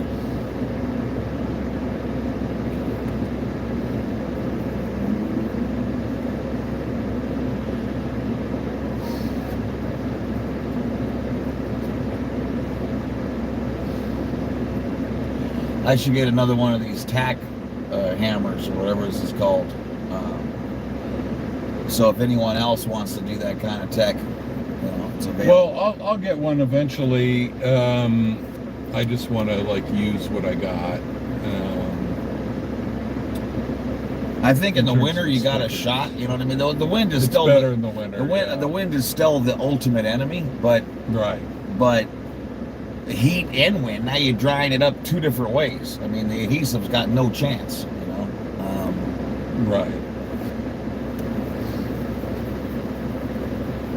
Well, these places, I mean, this is actually a crosswalk people use, so people will see these. It's a high traffic area. But I get your point. I just drop me off where there's some poles. Yeah, we'll look for poles. You tell me. I'll walk 5 blocks one way and all the way back if I have to. Yeah. Just at least I can get busy. Right. But yeah, if there's no poles, I get you. And that's the thing, where I'm like, okay, if we're only doing wooden poles, that also limits the possibilities. Well, no, there's always going to be the other poles too, but right. There are places where it's like this, where there's no anything but this. Yeah, no, I'm saying I'm not going to like waste any more time on this. Yeah, I get you. If you're only doing the wooden poles, though, that does limit it. Because like, there's no wooden poles at crosswalks and whatever. Yeah, there is. Yeah. I've been doing them, and they're. In fact, they'll have one here, and then there'll be one there and one there. They'll be double. Okay. In a lot of places. Yeah. I don't know the rhyme or reason to where they put those or why, but there's no shortage of them. Yeah. Except here. Except the one place I decided to stop first. I get it. But I didn't even know how to take the sticker off that thing until right when you got back. So yeah, it's hard to remove some of those. Because it's so flush, like the sticker paper with the rest of it. I couldn't do it. I was going to look for a kid to help me. It takes about. I was having a hard time with one of them.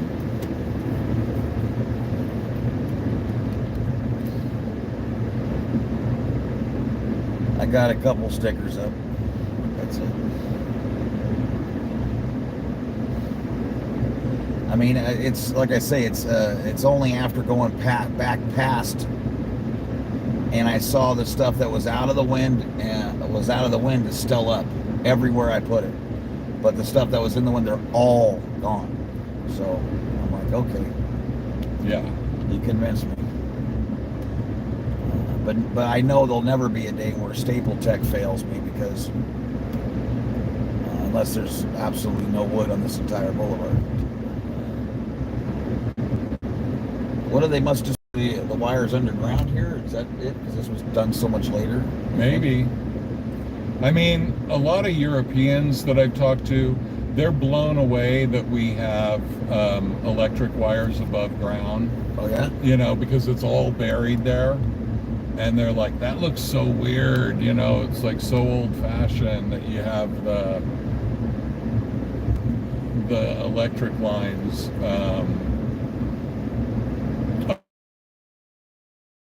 They're like, we haven't done that in 50 years.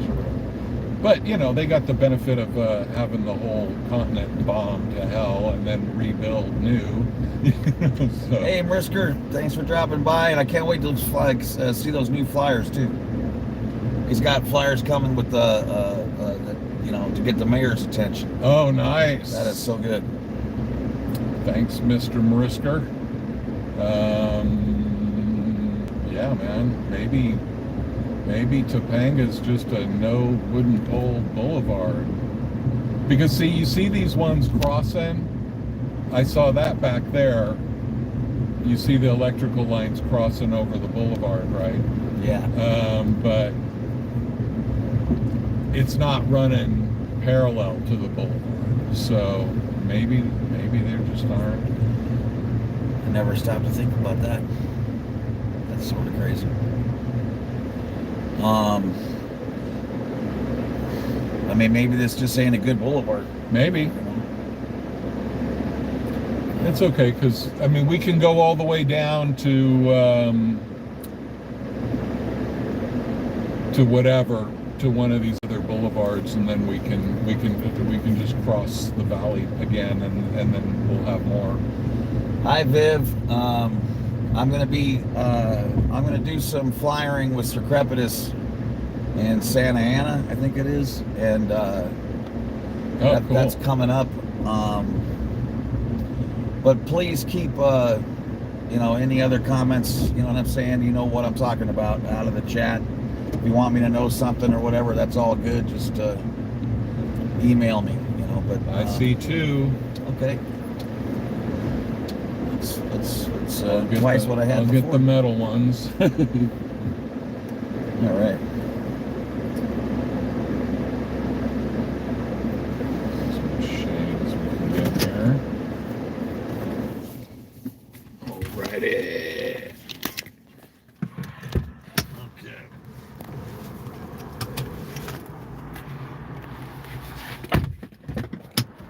Take 5 inches, sporting goods.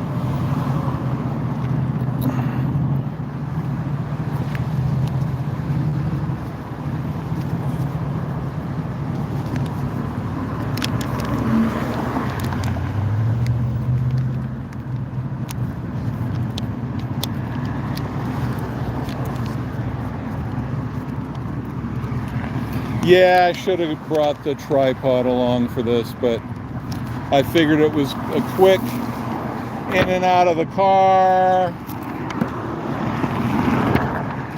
No need to deal with that, but then I find things not working as well as we would ideally want. having to balance the phone and the papers and the can of glue and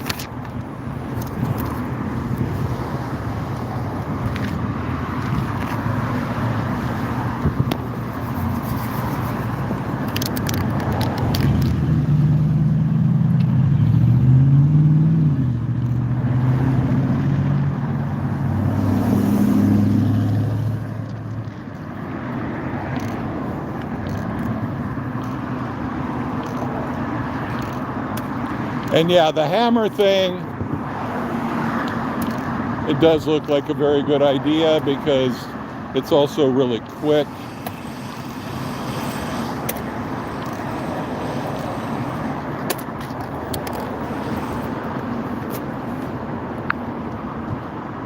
Behold the sky.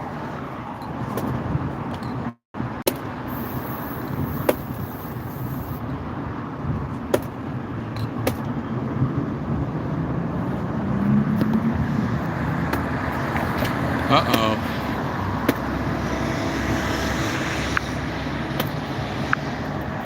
I'll be right with you in the chat, but I cannot see anything in this glare.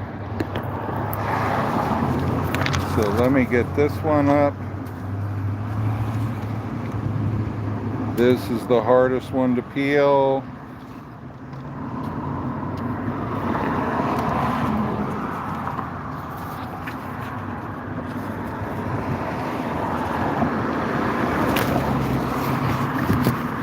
Sorry about that.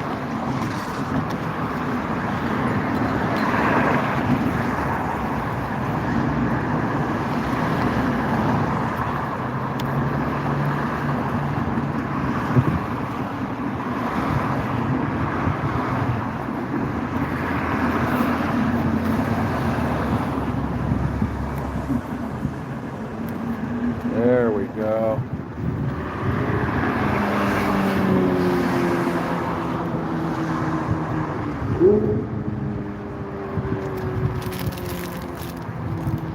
Alright, we rocked that.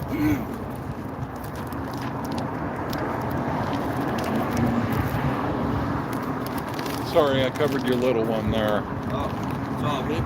But I can give you a little spray there to put another one.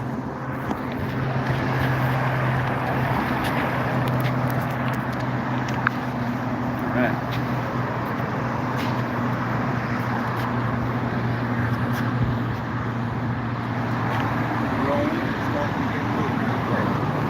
Now we're getting somewhere.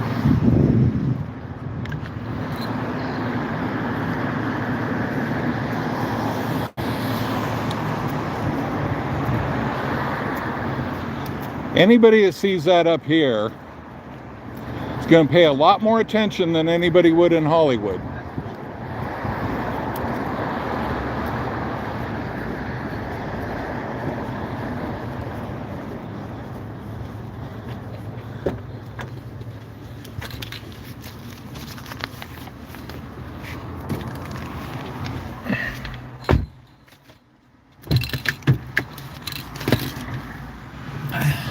Alrighty. Okay, hold on a second. I need to.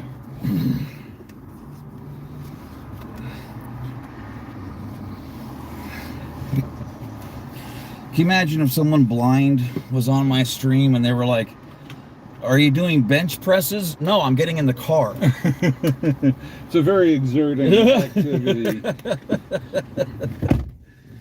Oh man, it's hotter than hell.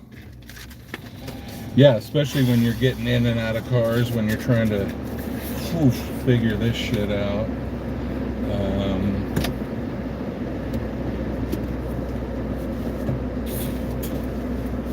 The fuck was that?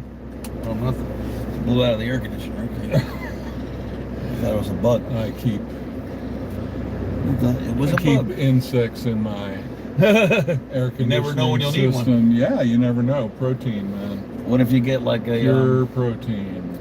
You get a pet iguana or something? You need something for it. I had a friend who had a monitor lizard, You know, it's about a foot and a half long, Mhm. and it would swallow mice whole. Wow. But first it would beat the shit out of them up against the Oh, terrarium. It was not a nice sight to behold. I'm really weird in that, like, whatever Here I'm we go. rooting We got a for. big lineup of. Oh, good. Yeah, look Yeah. at this. It's nothing but heaven. So we'll go to that parking lot and we'll just hit the whole zone. I always, like, I don't have a problem with nature. Like, it depends who I'm rooting for. Like, if it's a program about cheetahs, you know, and the cheetah mom needs to get the score, or she's gonna not have any more energy, and the kids will die. I'm like, get her, you know, get that antelope. You know? Right. Get him. But then when I watch the show with the antelopes, I'm like, run, run, hard left. It just depends on whose point of view we're dealing with. Yeah. Who you're rooting for. Hard left. Well, it's like when I watch football, I so don't give a shit about who wins that I just root for the offense. Oh, cool. No matter what, like when it turns over, I'm still rooting for the offense. I just want to see touchdowns. I want to see great. first downs, you know. I don't really give a shit who wins the game. It's That's a bunch of little kids playing with a ball to me. You know? That's great. They're all like 26 years old, whatever. The older I get, the less relevant that is to my life, you know.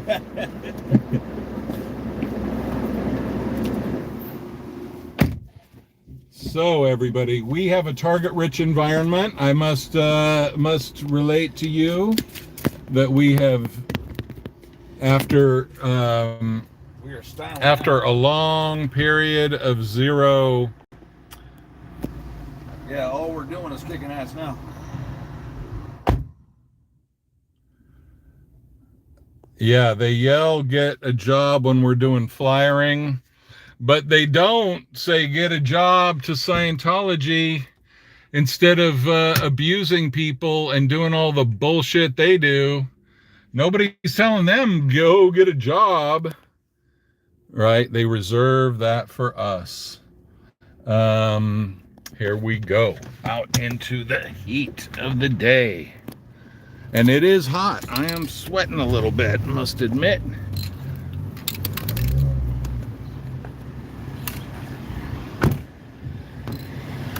So let's get the tripod set up so I'm not as sloppy as before, trying to maintain all these different things at once.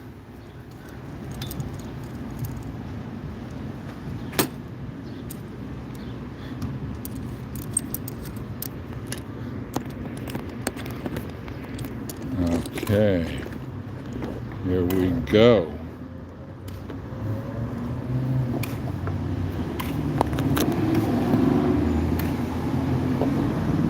Hello, hello.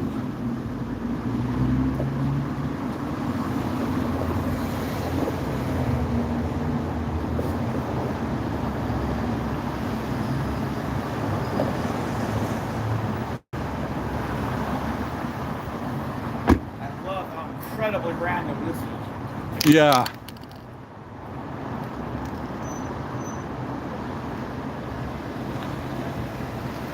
Good luck, Scientology, trying to find all these flyers and take them all down. I don't predict a lot of success in that endeavor.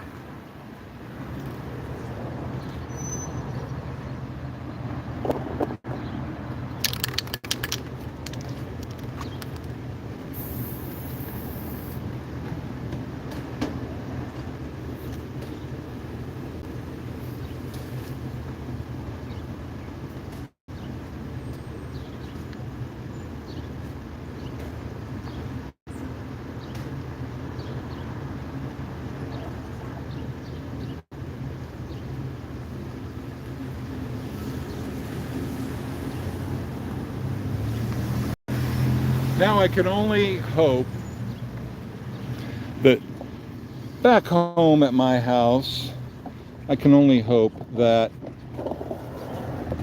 the big kitty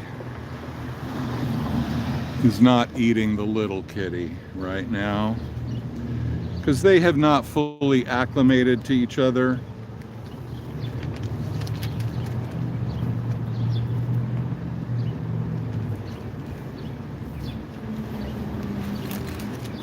The older kitty is doing a lot of hissing and growling, but not a lot of attacking, luckily. So it should be all good. But when I'm out here doing this, definitely got to ponder the fate of my unnamed little kitten.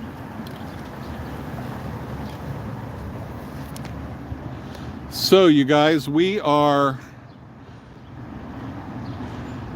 handling PR for Topanga Boulevard right now, the Topanga Boulevard area. And when Eric first mentioned this boulevard, and this boulevard does extend into the canyon, Topanga Canyon itself, which is not a very target-rich environment. And I was kind of like, you know, he was shortening it like, let's go to Topanga Canyon. And I'm like, well, not a lot there.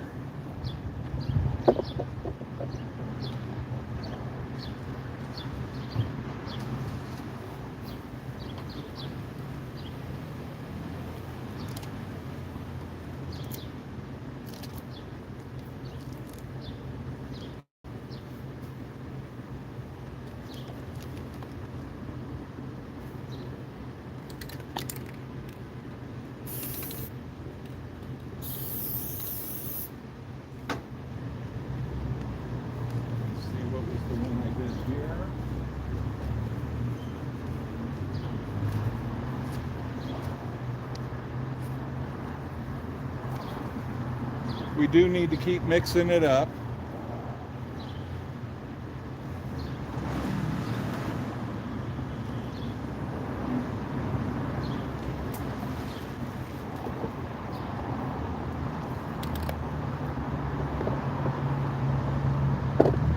So, Topanga Canyon Boulevard.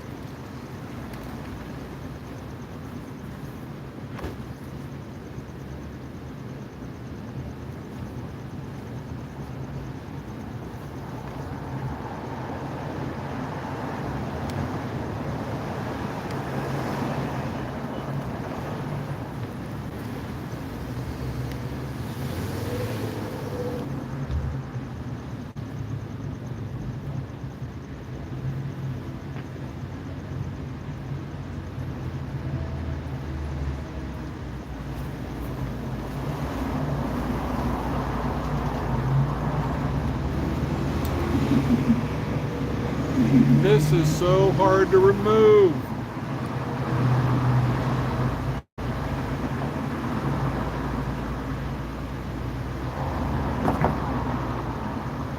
I know after a couple hundred of them, I'll probably get a system.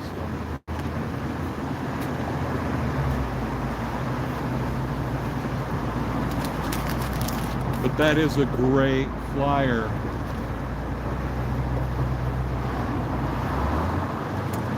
It says what needs to be said.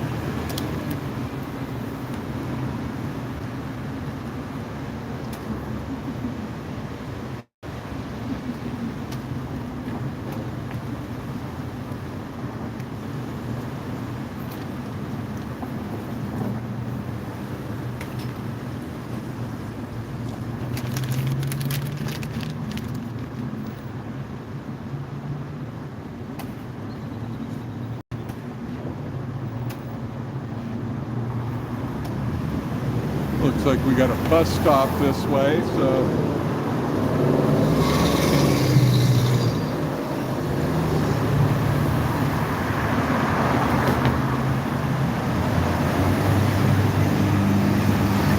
Bus stops are great.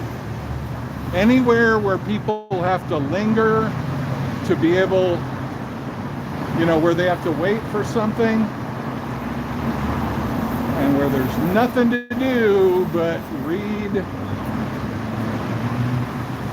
whatever is on these poles. That's where we want to be.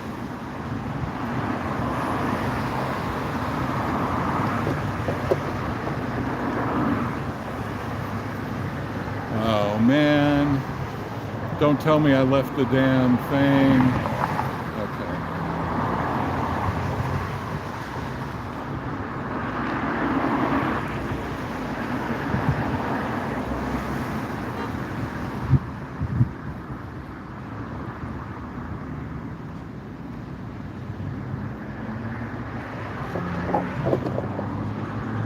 Just gonna hold on a second because a police car just drove by, and just in case that would be a problem, no need to instigate anything.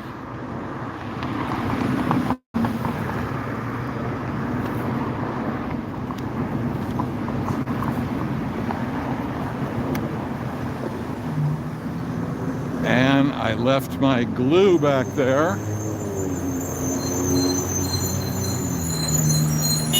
Hopefully nobody snags it.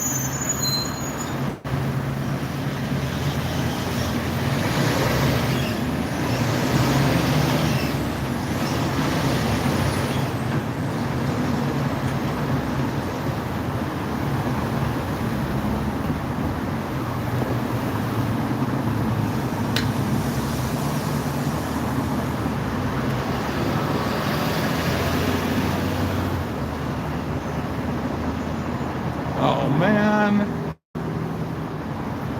Ah, there we go.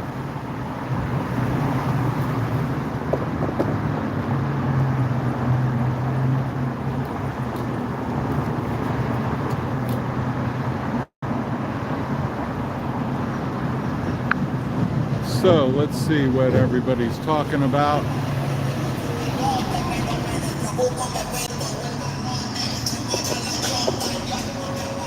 What have we here?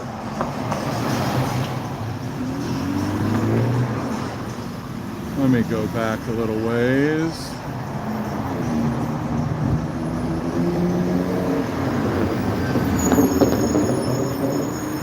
That's funny, Chi. I'm just getting back to yours. The people calling you names when they drive by. Yeah.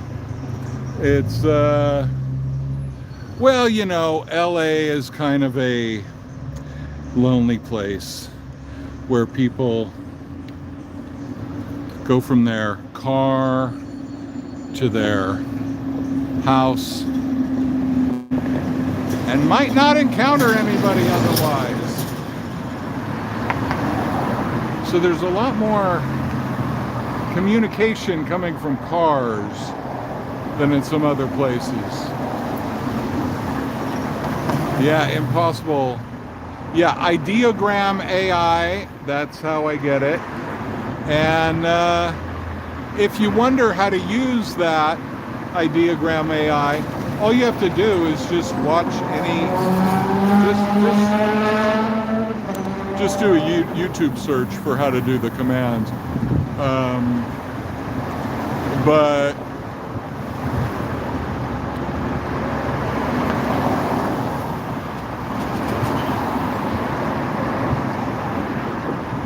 everybody's stream hopping, that's cool, but while you find yourself here, yes, Chi, please hit the like button. No, I realize everybody's stream hopping, and I realize a lot of people might prefer to go to where the drama is being discussed more. That's cool, I get it. I'm not pretending like putting up flyers is the most intellectually fascinating thing in the world. But yeah, the glare really makes it hard.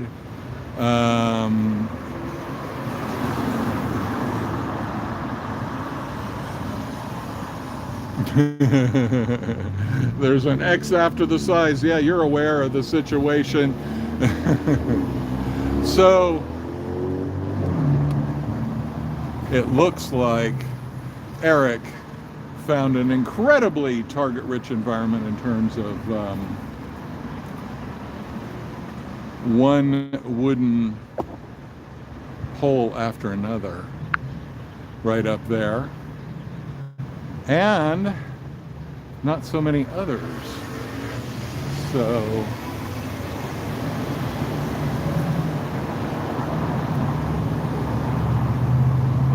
did he already come back in? I don't even see where he is.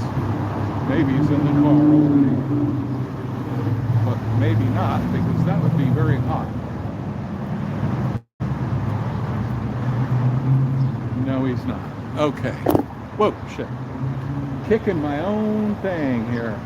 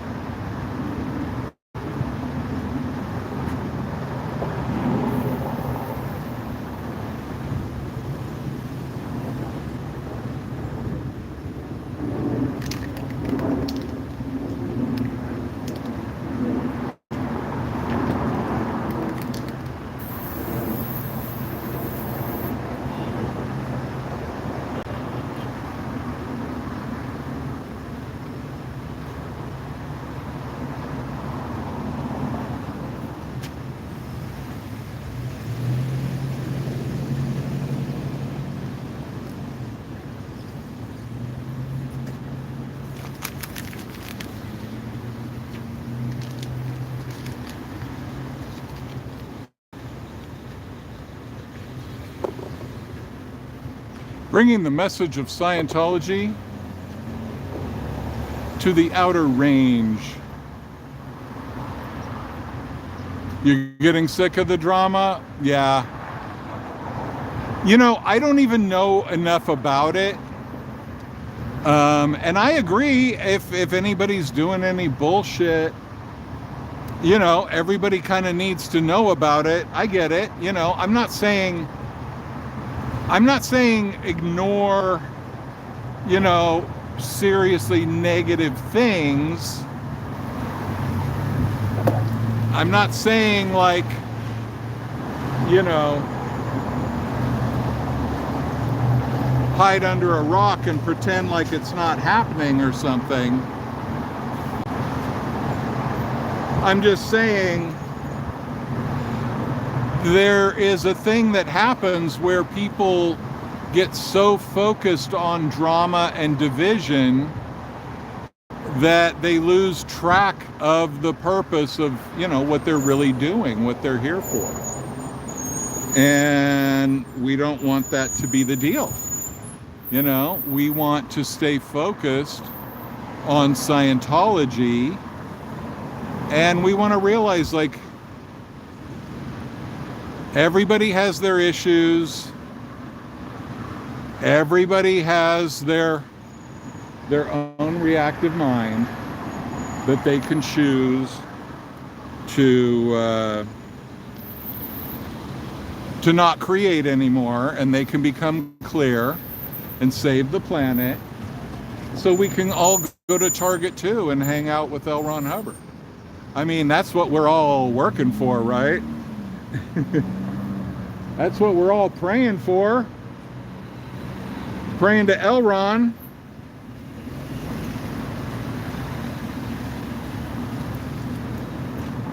Can you imagine if your level of research into the human condition is such that it requires you to drop your body to complete your research? Is that what Stephen Hawking did? Maybe that's what Stephen Hawking did. He dropped his body so he could complete his research. So Stephen Hawking is up there with L. Ron Hubbard researching.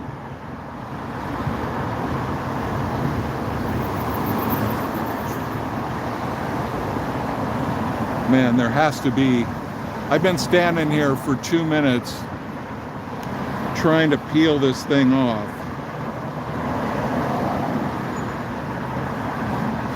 And I cannot get any space between. Ah, there we go. I got it going. Yeehaw. Okay. Now let's put our base layer coat thing.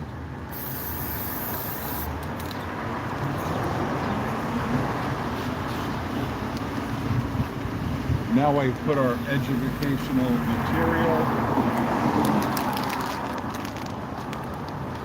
Okay, and that's the way it's done for that thing.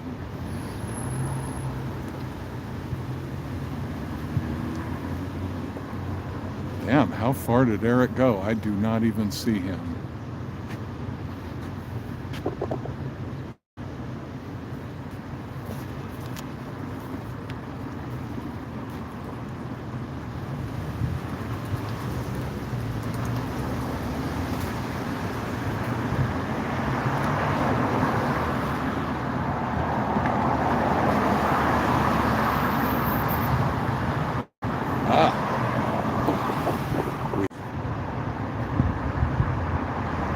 See, we got somebody getting educated right here as we speak.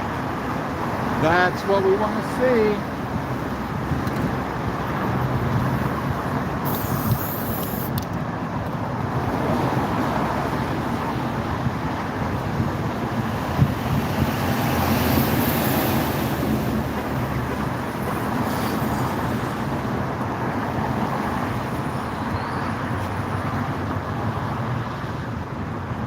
You know, this could become could become like a research project for somebody. Somebody doing like their, how's it going? Very good, man. How are you? Good. You like our materials? Yeah, man. Very much so. You can put them up yourself if you feel like it. Right out. Yeah, with you, man.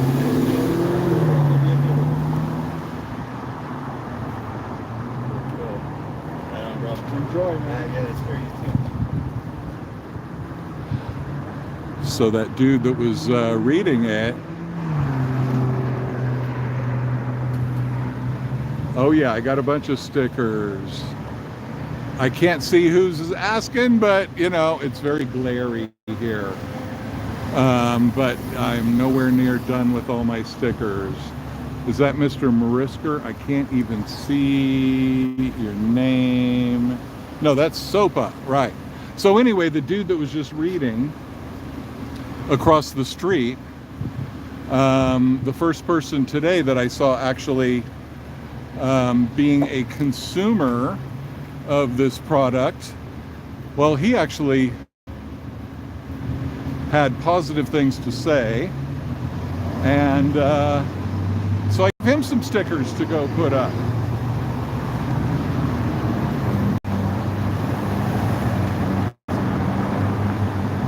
You know, get people involved, get the community involved.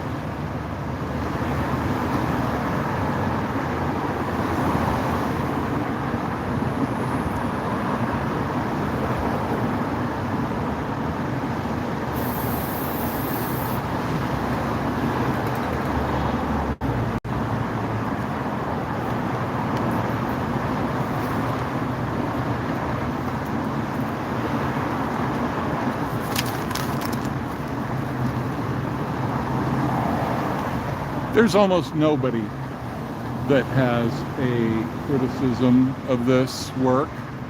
Almost zero people. Another Hubbard poster.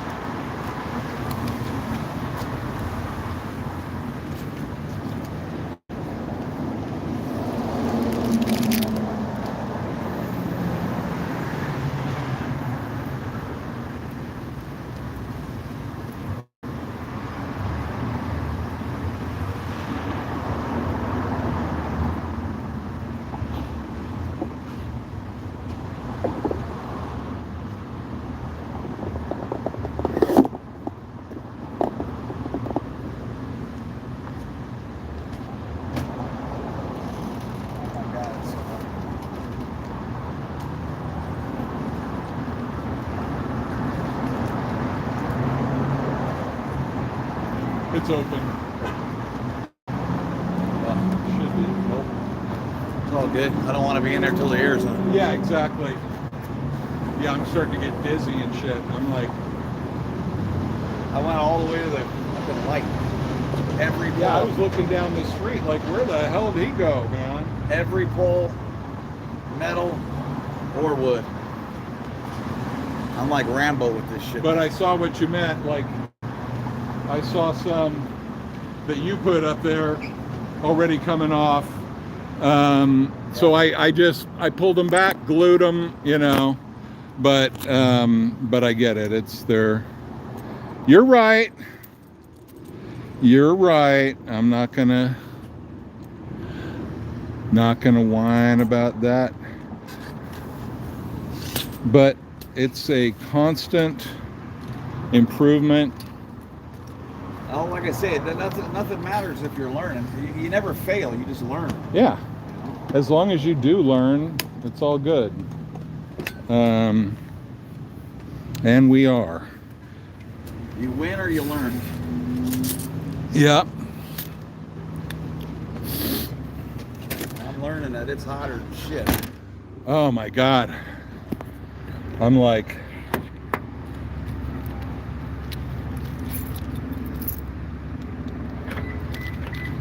I'm on the verge of passing out in this heat. Yeah.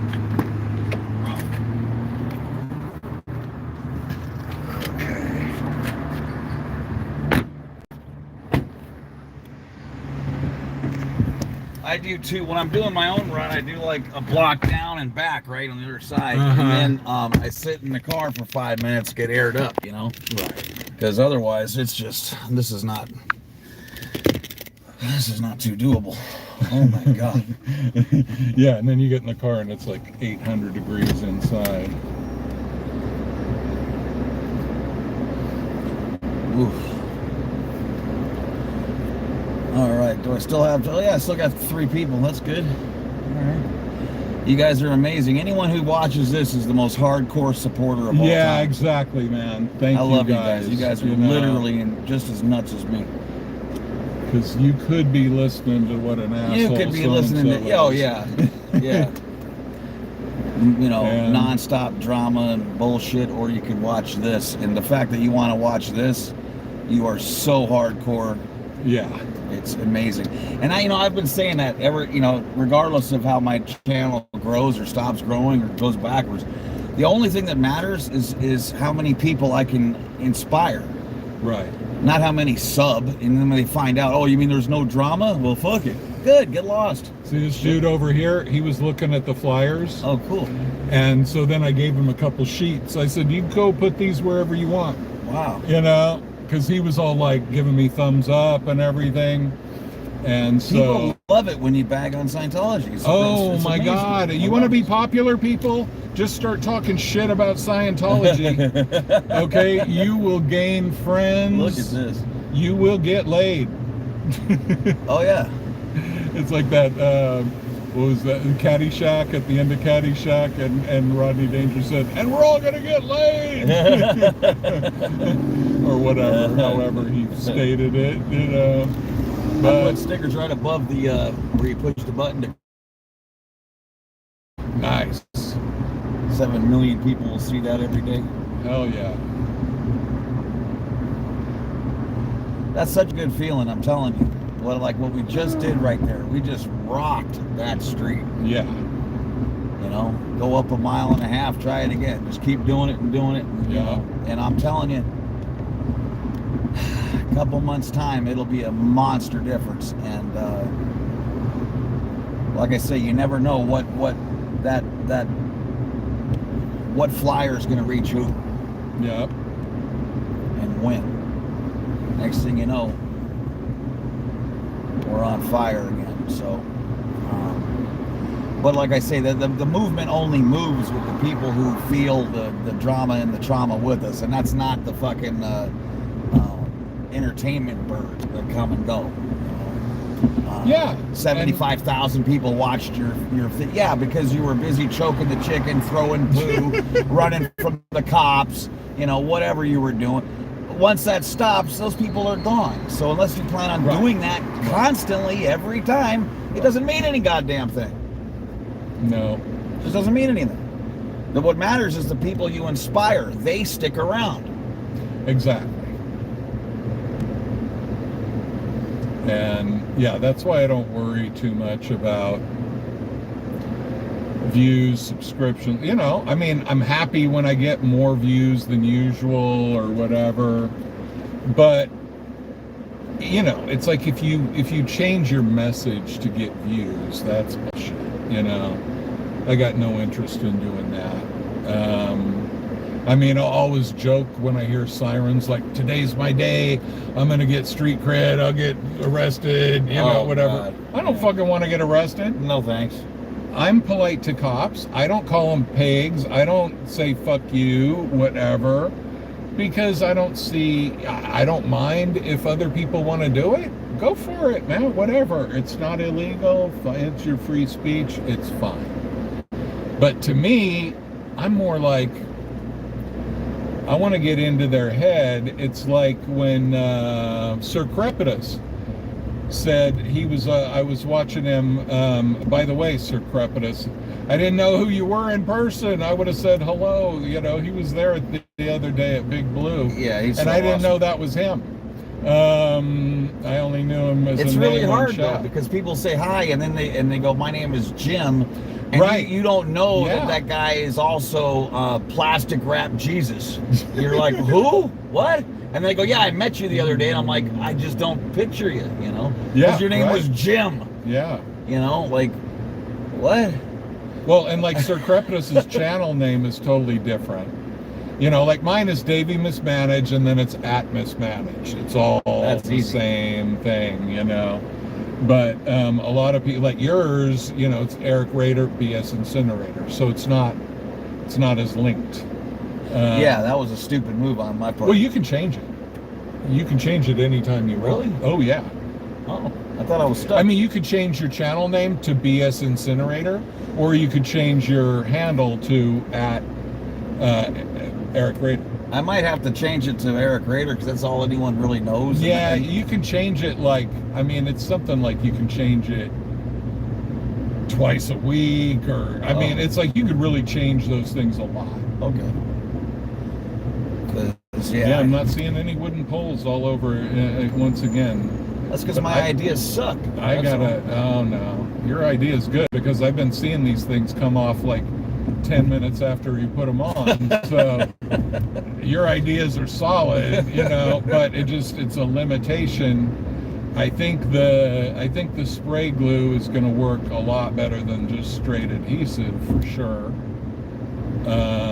But if you're limited to the wooden poles, that's a severe limitation. Should we cruise down the one of these side streets? It looks like Topanga is just garbage. Yeah. Up We're gonna hit for north and south. It seems like it's shit. We could hit Burbank. Yeah. Love doing Burbank. Yeah. A couple of weeks ago, actually, right here in the park. Oh, really? Yeah, there's a park right here, I think. Okay. Yeah. I don't know what park or whatever. I had a funny story. My buddy grew up in Woodland Hills, right in front of us, and you know they would go on go-karts or whatever, and they were all these crazy kids. And Chuck Connors, he would hang out with Chuck Connors' kid. And he said he was terrified of Chuck Connors because him and his brothers were all like, you know, troublemakers and shit, you know, so Chuck Connors would blame them. Anyway, they're riding this like dune buggy or whatever through a park around. Maybe it's here, I don't know. But it's where they were filming Little House on the Prairie.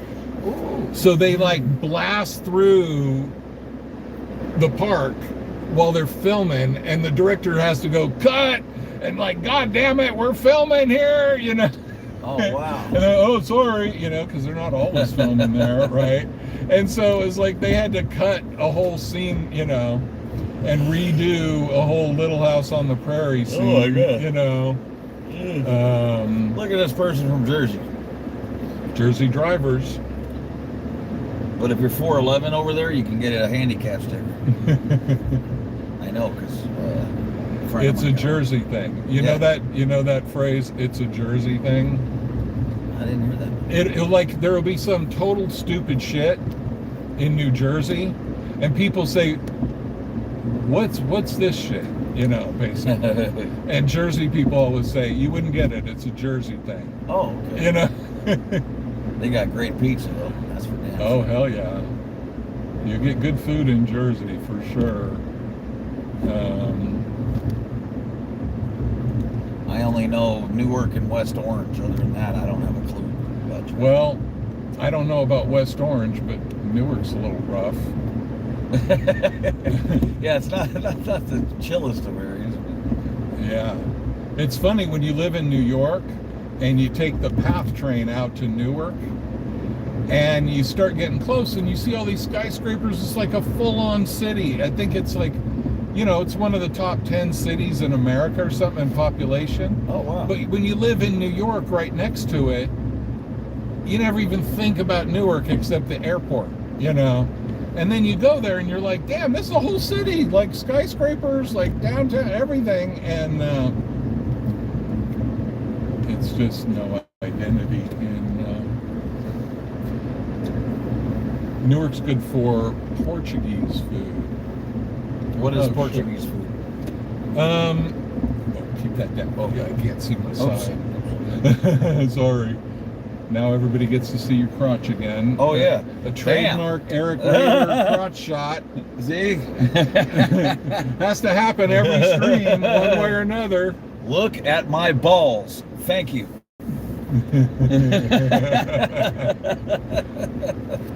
Start. Oh my God. I'll repeat the auditing command. Look at my balls. Thank you.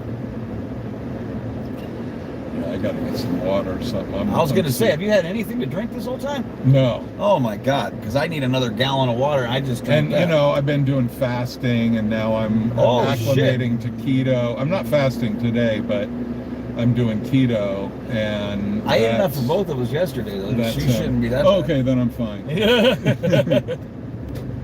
Damn, what the Burbank Boulevard What is the hell this? happens to Burbank Okay. Boulevard? This actually I guess happens? we don't really know a lot about the I've never far been on this side of it, western no. end of Burbank Boulevard. Okay. I have no clue. Never seen this before. Woodland Hills Academy. Yeah. Huh. Well, you know you got to have money to go here because there's no graffiti whatsoever. That's how you know if a school's expensive. They have nice flowers and there's no graffiti. And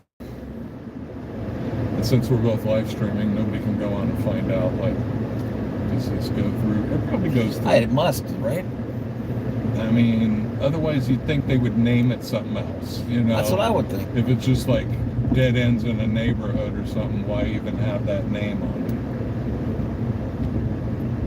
Oh. But it might be like a Jersey thing. You never know. Hey, it's Martha Street. I'm not even joking. It's literally Martha Street.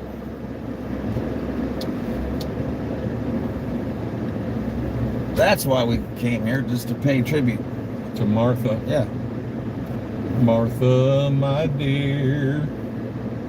Okay, yeah, I think we're gonna have to find another Boulevard of Dreams. Burbank didn't seem. Here I thought we were gonna go right, you know, make it all the way to the Valley Org. Make a little noise out there. Kelvin Avenue. Yeah, the neighborhood I grew up in, it was all the houses, like the developer was my friend's grandpa. Uh-huh. And so, and my friend, it was like a family of 4 brothers. So like all the streets around there, well, 4 of them were named after those kids. Okay. So it was like the kids that I was, oh my God, don't tell me. Okay, you Yeah. I think so, you know, like all the streets in the whole, or, you know, we'd be all on these streets that were named after the very kids that we're playing with. And that was kind of surreal. So whenever I go in neighborhoods and I see this like Martha Street or whatever, it's like, okay, who's Martha? What is her relation to the developer? But kind of cool, you know, you can, I mean, imagine if you built a whole neighborhood and then your kids get immortalized like that. Right. And they can take their kids later on when they're older, and they can take their grandkids and look, this is my street, man. That must be cool. Right.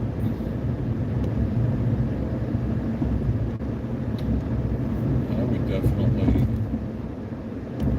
work that shit forever. There's a park in Malibu,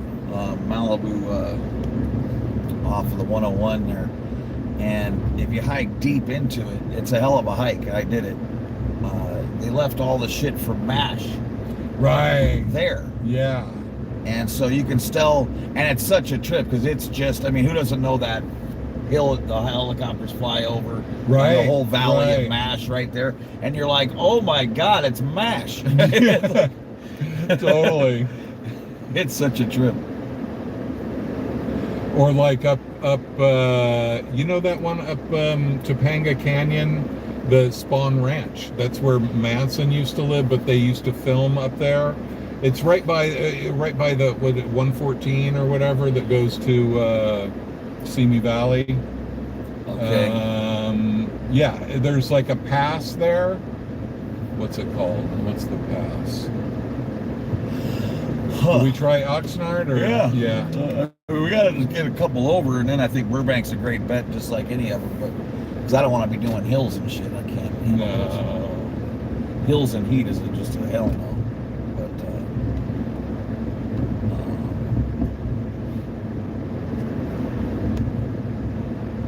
yeah, this would be horrible right here. Yeah. Yeah, you don't want to have to climb up the whole damn hill. Oh, yeah. Or you go down the hill and then you got to climb back. Yeah, It's that's bad almost news. worse. Yeah, that is. You know, I did that on one of these sunset deals. I didn't realize I'm like walking downhill, and then, of course you don't think about it. And so now after I've had my margarita and some 420, you know, and we wrap it up, I'm like, oh shit. I had to climb Now back it's up. uphill. Fuck. That was the worst. Totally. Let me get nice and relaxed so I can go up, we'll hike up this thing. You ever been to Albuquerque, where there's that gondola, whatever thing that goes up? No, but I did the mountain? one in Palm Springs. Oh, okay. Yeah. Same shit, right? But they have it where you can hike it too. And Oh, I mean, good Lord. hiking up, forget it, man. It's like 20 minutes going up in the damn gondola, straight shot, you know? Yeesh. Like hiking it would be death. But everybody says, but going down is worse. You know, because it's like, I don't know, it has to be. It has to be over 5 miles, right? And it's either straight uphill or down.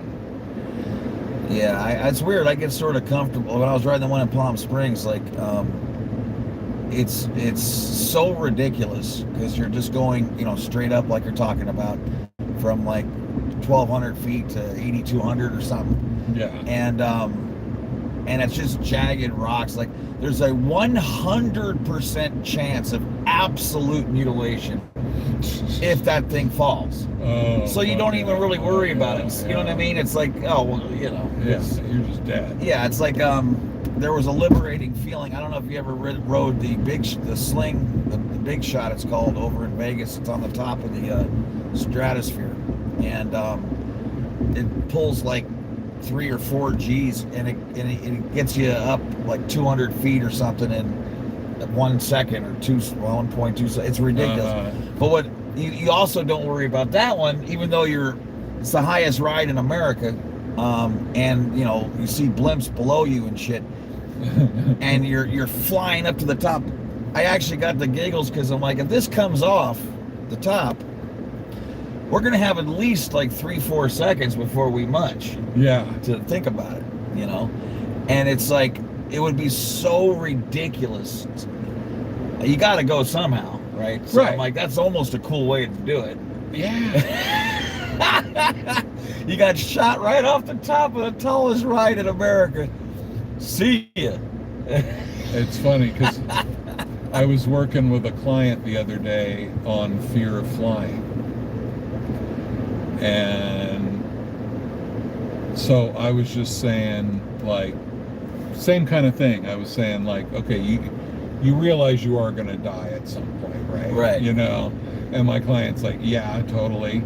And then I'm like, so just imagine you're in the plane and it's definitely going to crash, right? If you think of it the right way, it's going to be really fun, and then it's going to be instant death. Like, it's going to be like a roller coaster plunge down, which you could choose to enjoy. Oh boy. And the end, you're not even going to feel it, man. It's going to be so damn instant, you know. You know what my problem with that one is though, is I'm not good with other people screaming and shit. And you that know, would every be last that would be person- the issue. Yeah, they'd would be all screaming freaking in out. my ear, and I'm like, oh no. And I'd be like, come on, let's all have fun with this situation. Let's go with this. Steve Trevor says, Eric, what the hell are you doing with Mismanaged? Hi, Davey. Y'all be careful.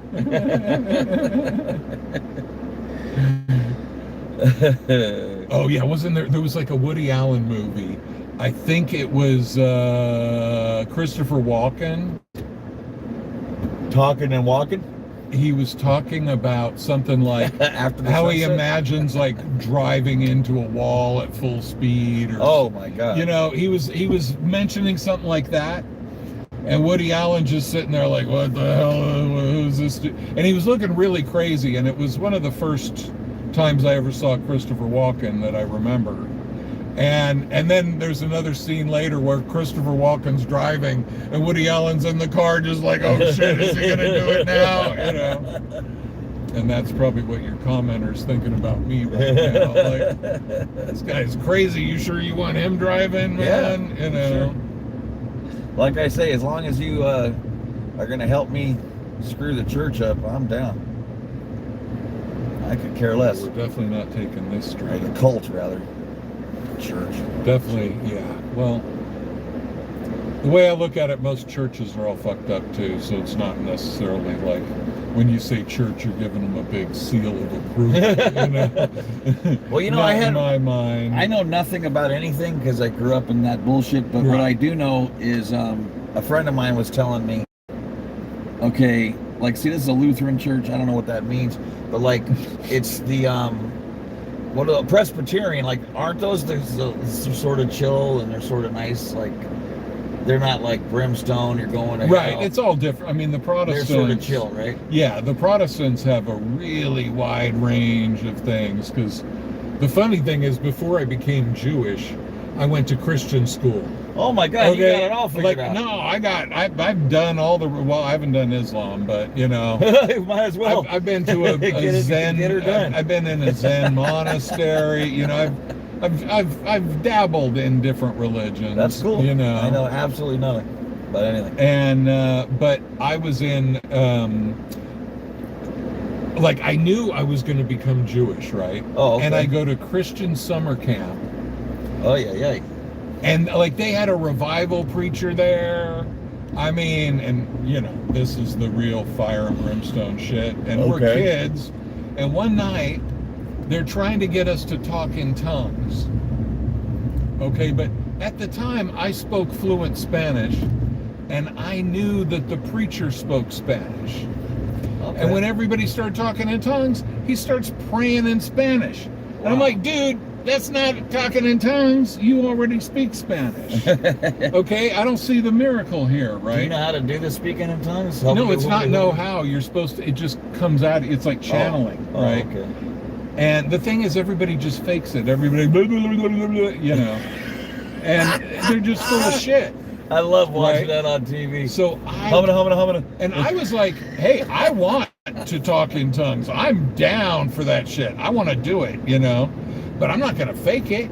And I already knew the preacher was faking. Oh, wow. So everybody faked it except me in the whole room, like 100 people. So at the end of it, I had all these people's hands on my back. They're trying to drive Satan out of my body, you know, because they were like, "You're not doing it. We're all doing it. You must have Satan in there messing it up." Like you a know? body thing. And I'm like, "Yeah." And I'm like, "Hey," I mean, we didn't have a conversation, you know, but I mean, this was like, these people did everything short of like rattlesnake, like snake handlers, you know. They didn't do that, thank God, but you know.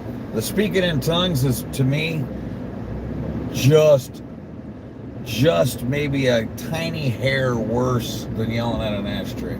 It's right there, though. I mean, they're Right, close cousins, right. first Similar, cousins. Yeah. Similar category. But if you at gunpoint, I'll yell at an ashtray before I start going humana humana hoota hooty, whatever they're doing. It just looks difficult as well. It's not about difficult, but you know, here's what my friend told me, who was like a real Christian, born again, right? Okay. He said in the Bible, what it says about talking in tongues is that what it's supposed to be is that one person talks in tongues and one other person in the audience will interpret it because they will speak that language. Trippy. So it's like you start speaking ancient Greek, and I'm an ancient Greek scholar, and I'm like, oh shit, he's talking ancient Greek. And then I tell people what you're saying in ancient Greek, you don't even know.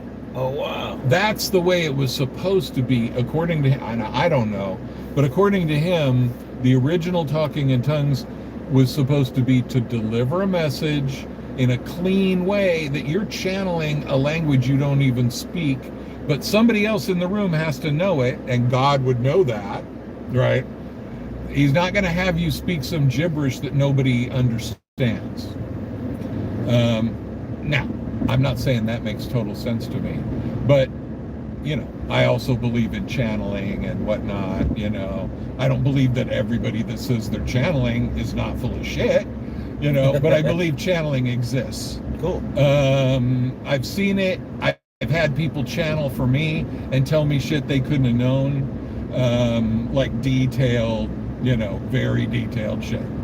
And so channeling is real, but most people channeling, you know, they're not necessarily bullshitting, but they're not tapping into anything significant.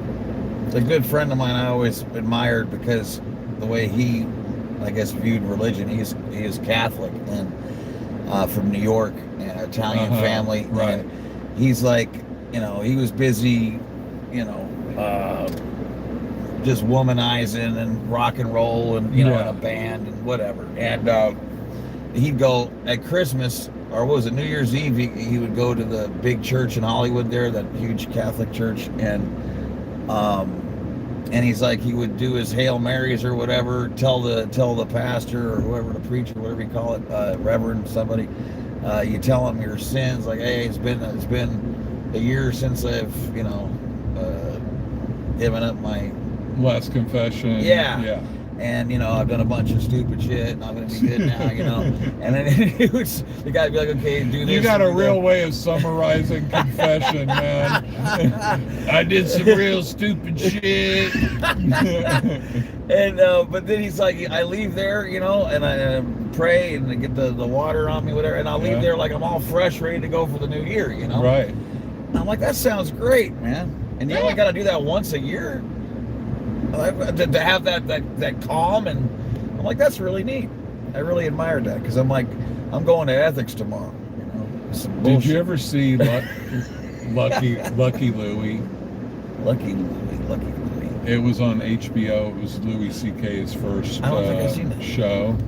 Well, there was one episode that was so brilliant. So Louis' hi, Dusty. Hi, Adam. Oh, hey, Aaron. Louis ends up going to church to hide out in the confessional just to get away from his wife and kid and shit. And then he's just in there talking shit, whatever, just you know, wasting time. And then his wife is like looking like, where the hell did he go? And then the neighbor is like, oh, he's probably at church. And she's like, at church? What the hell is he doing there? Oh, no, he's been going there all the time, right? And so she busts into the confessional, right? She's like, what the fuck are you doing, man? You know? And he's just chilling, like eating something, like drinking a soda, you know, and talking to the priest about whatever, you know. And, oh my God, that whole episode. I love the idea of being able to actually confess and then be good versus confess and go to, you know, when you're in ethic. Right. Like, In who the hell's going to Scientology, confess yeah. pulling the trigger on yourself? Yeah, The you're hell is signing that? up for like, Oh, RPF, here we come. yeah. Or if you're a public Scientologist, you're just going to have to do that many more auditing sessions to get that shit out of the way. To Ethics you know. handlings. Yeah. Yeah, Yeah. you pay for it. Yeah, right. You're just open up Pandora's box every time you admit to anything. Nothing. I'm admitting to Yeah. nothing. The Eddie Murphy defense wasn't me. We got you on tape. Wasn't me. That's how you do it in Scientology. So that's why I think I really love the idea of being able to be like, hey, I did these 6 things that were really shitty, and I'm sorry, and I promise to try to be good. You know, and then it's like, okay, you know, stop being a dick, and then you go home and you feel good. Yeah, and then who do you go tell that to? The pedo. Oh no. The Catholic yeah. Church. Oh God. That's not good. Yikes. Oh, my son was really bad. I had to spank him. Oh yeah, what'd you spank him on? Oh, boy. Yikes. Oh my God. Yeah. Yeah. I mean, it's, you Don't know. worry, people. I'll be coming after the Catholics once we put Scientology in the box. Once we get them in that lead-lined coffin, so their cooties don't seep out.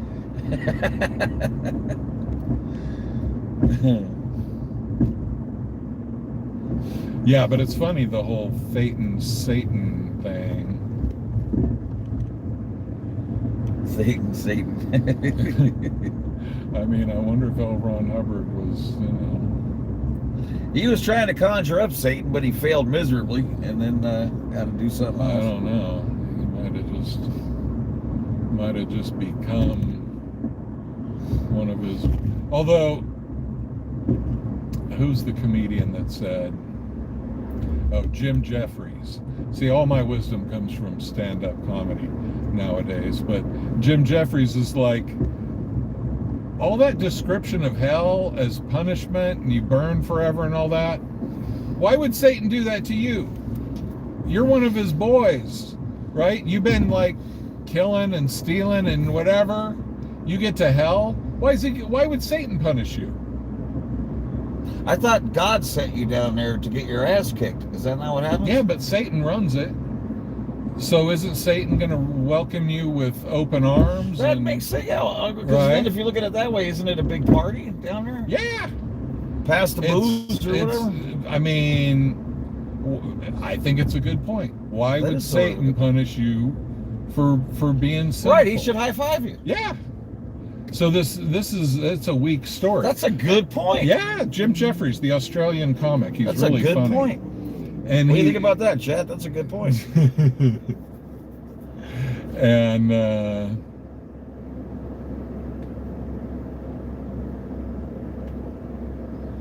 yeah, so LRH couldn't successfully be anything of that import. Yeah, so there's no way he's the Antichrist. You know? I mean, it just cracks me up that Scientologists revere L. Ron Hubbard. Like, I mean, most people would just look at that guy for one split second and be like, yeah, I'm not following anything this fucking dude says. right? Obviously, you know, like, who would? It's so dumb. It's like, that's your fucking dude? Like, really? I mean, yeah, maybe if you met Jesus in real life, he wouldn't look like the pictures. I'm sure he wouldn't, you know. I always thought that was funny how, as I've gotten older, right, from the time I was a kid to now, Jesus looks like he would have he'd be wearing left bank t-shirts, Ocean Pacific shorts, some Hang 10 socks. He looks like he's from Huntington Beach. Yeah. He looks like a surfer. Well, I went to this, Jesus is from Nazareth, right? And I lived right by Nazareth in Israel. So there's this church, the main church of Nazareth, whatever. And they have all these paintings of Jesus from all these countries all over the world. And every painting, Jesus looks like that country. Like, there's Japanese Jesus. Oh, that's awesome. Totally looks Japanese, right? Mongolian, like India, like all these places. It's a totally different Jesus based on their image. That's fantastic. Yeah, that was kind of cool. I like that. Himalayan Jesus. Yeah, totally. Greece Jesus. Well, Greece is pretty, that's basically right there. But yeah. But doesn't he look like he's from Huntington Beach? Oh yeah, most of it. He looks like some chill hippie dude smoking a joint, There was this hippie kind of, like a hippie Christian on the streets of Copenhagen once. And talking about Jesus, whatever. And I said, you think Jesus smoked hash? And he's like, yeah, I think he probably did. I'm like, dude. What was the what's the everything. significance of the fish in a nutshell? That means Jesus, see what it is. It's actually on a metaphysical level. It's like coded for the age of Pisces that we're in now. You've heard of the age of Aquarius, right? Yeah, I didn't know what that means though. Well, it's kind of like there are these ages that are like 2,000 something years old, long. Oh, okay. And so the age of Pisces is symbolized by the fish. Oh. But you know how it is, like what they do in religions is they have layers of meaning, right? There's the one layer for the dumbasses, like it's a fish, it swims in water. And then for the people who understand the symbolism, it's like they understand, they're talking about the age of Pisces or whatever, Okay. So it's that's a really complicated answer. sorry. No, I'm just saying, I thought it was going to be something like really simple, like. Well, I mean, there's the loaves and the fishes story, about where Jesus created more food because there wasn't enough food or whatever. And then Jesus was the fisherman. And I tried to read the Bible, like it was as hard as Dianetics. I couldn't get through 2 pages. Similar So experience. So difficult. I don't know what anyone's talking about, and they're like, "Oh, well, you can't take that literally. This is this, and that means that." Like, I don't know, man. I don't know. But I just wanted to read it to see what it was talking about, and I couldn't get anywhere. One of those, you were talking about Hasidics before, but I did a little class, like a little Bible class with one of these Hasidic dudes in Jerusalem. And he just went over like the beginning of Genesis, But he was showing us in Hebrew all the different meanings of the words and what it could be. And, because in English, they just translate it to that, end of story. But if you know ancient Hebrew, every word in Hebrew has like 10 words in English that it could be. All right. Right. And when they translate the Bible, they got to pick one of those 10, but it could have been one of the other 9. And there's so much wild shit in that beginning, that first chapter of the Bible. So many different meanings in it and whatever. And that's what the Hasidics do. They sit around all day long just tearing that apart and studying it because they believe it's like dictation from God. Well, I can dig that. That whatever. Sense. It's like I like anyone who's into something, and like that's why I say I don't understand the Scientology that I escaped from was so much like those. If Miscavige tried this stuff in '92, they literally would have taken him and thrown him out of the place. And you know, because the whole point of being in a cult is to be in a cult, which is you follow everything to the syllable, Right. right? There's no ifs, ands, or buts. And if you can just start, well, you know, we're going to just sort of ignore this, and, you know, well, that, you know, I mean, hey, what are you going to do? See, Miscavige should have made up some bullshit right when he took over. That Hubbard made him solely responsible for adapting Scientology to changing times or some shit like that. You know, and giving himself the right to upgrade certain shit. You know, he should have made up some bullshit right away from day one. He should have tried that, but I really don't think it would have worked because it was so culty back then. Today, it's you know, everyone knows it's crap. Like back then, right? You know, people, it was the most culty thing. People ever. Really believed it more Yeah. than they do now. 100 times more. It was really. People would have, like I said, they would have proudly walked from one class. Yeah, that's to hard to imagine. They wouldn't have. They would never have hidden a van in '92. That never would have happened. Right.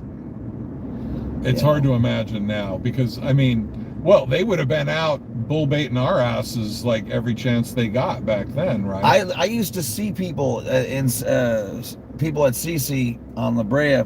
They would literally go right out and talk, just like Tori used to say. Right. They would go out and talk to you and be like, "Hey, what's up?" You know, and they go, Scientology sucks, you suck, fuck you. And she'd be like, you know, whoever would be like, I understand that, but why is it you feel like that? Right. And what happened to you personally? Right. Did someone say something? Or... And then try to find your ruin and fucking sign you up I'm for the telling cult. you, next thing you know, the person walks away thinking, all right, whatever, you know. Yeah, and that person listened to me. They care about my things. Just like what happened to Daniel from Salem, right? Hi, LA to TO. Love you. He got pulled in by Francoise just because she listened and she seemed empathetic. I sort of thought, I mean, because I don't follow much of that, but enough to know what's up. But I'm saying, it looked to me like this was just my interpretation. I thought that interview was nonsense because it was all he stopped short of was, "What's your favorite color?" I know it was the most softball nonsense. Softball total. Yeah. There's no way a protester is asking these questions. No. Designing them this way and following them up that way. Well, no way. He doesn't have a lot of confront. Anyway, I don't think he was doing that. You know. He looks to me like someone who was BS from the start and got caught.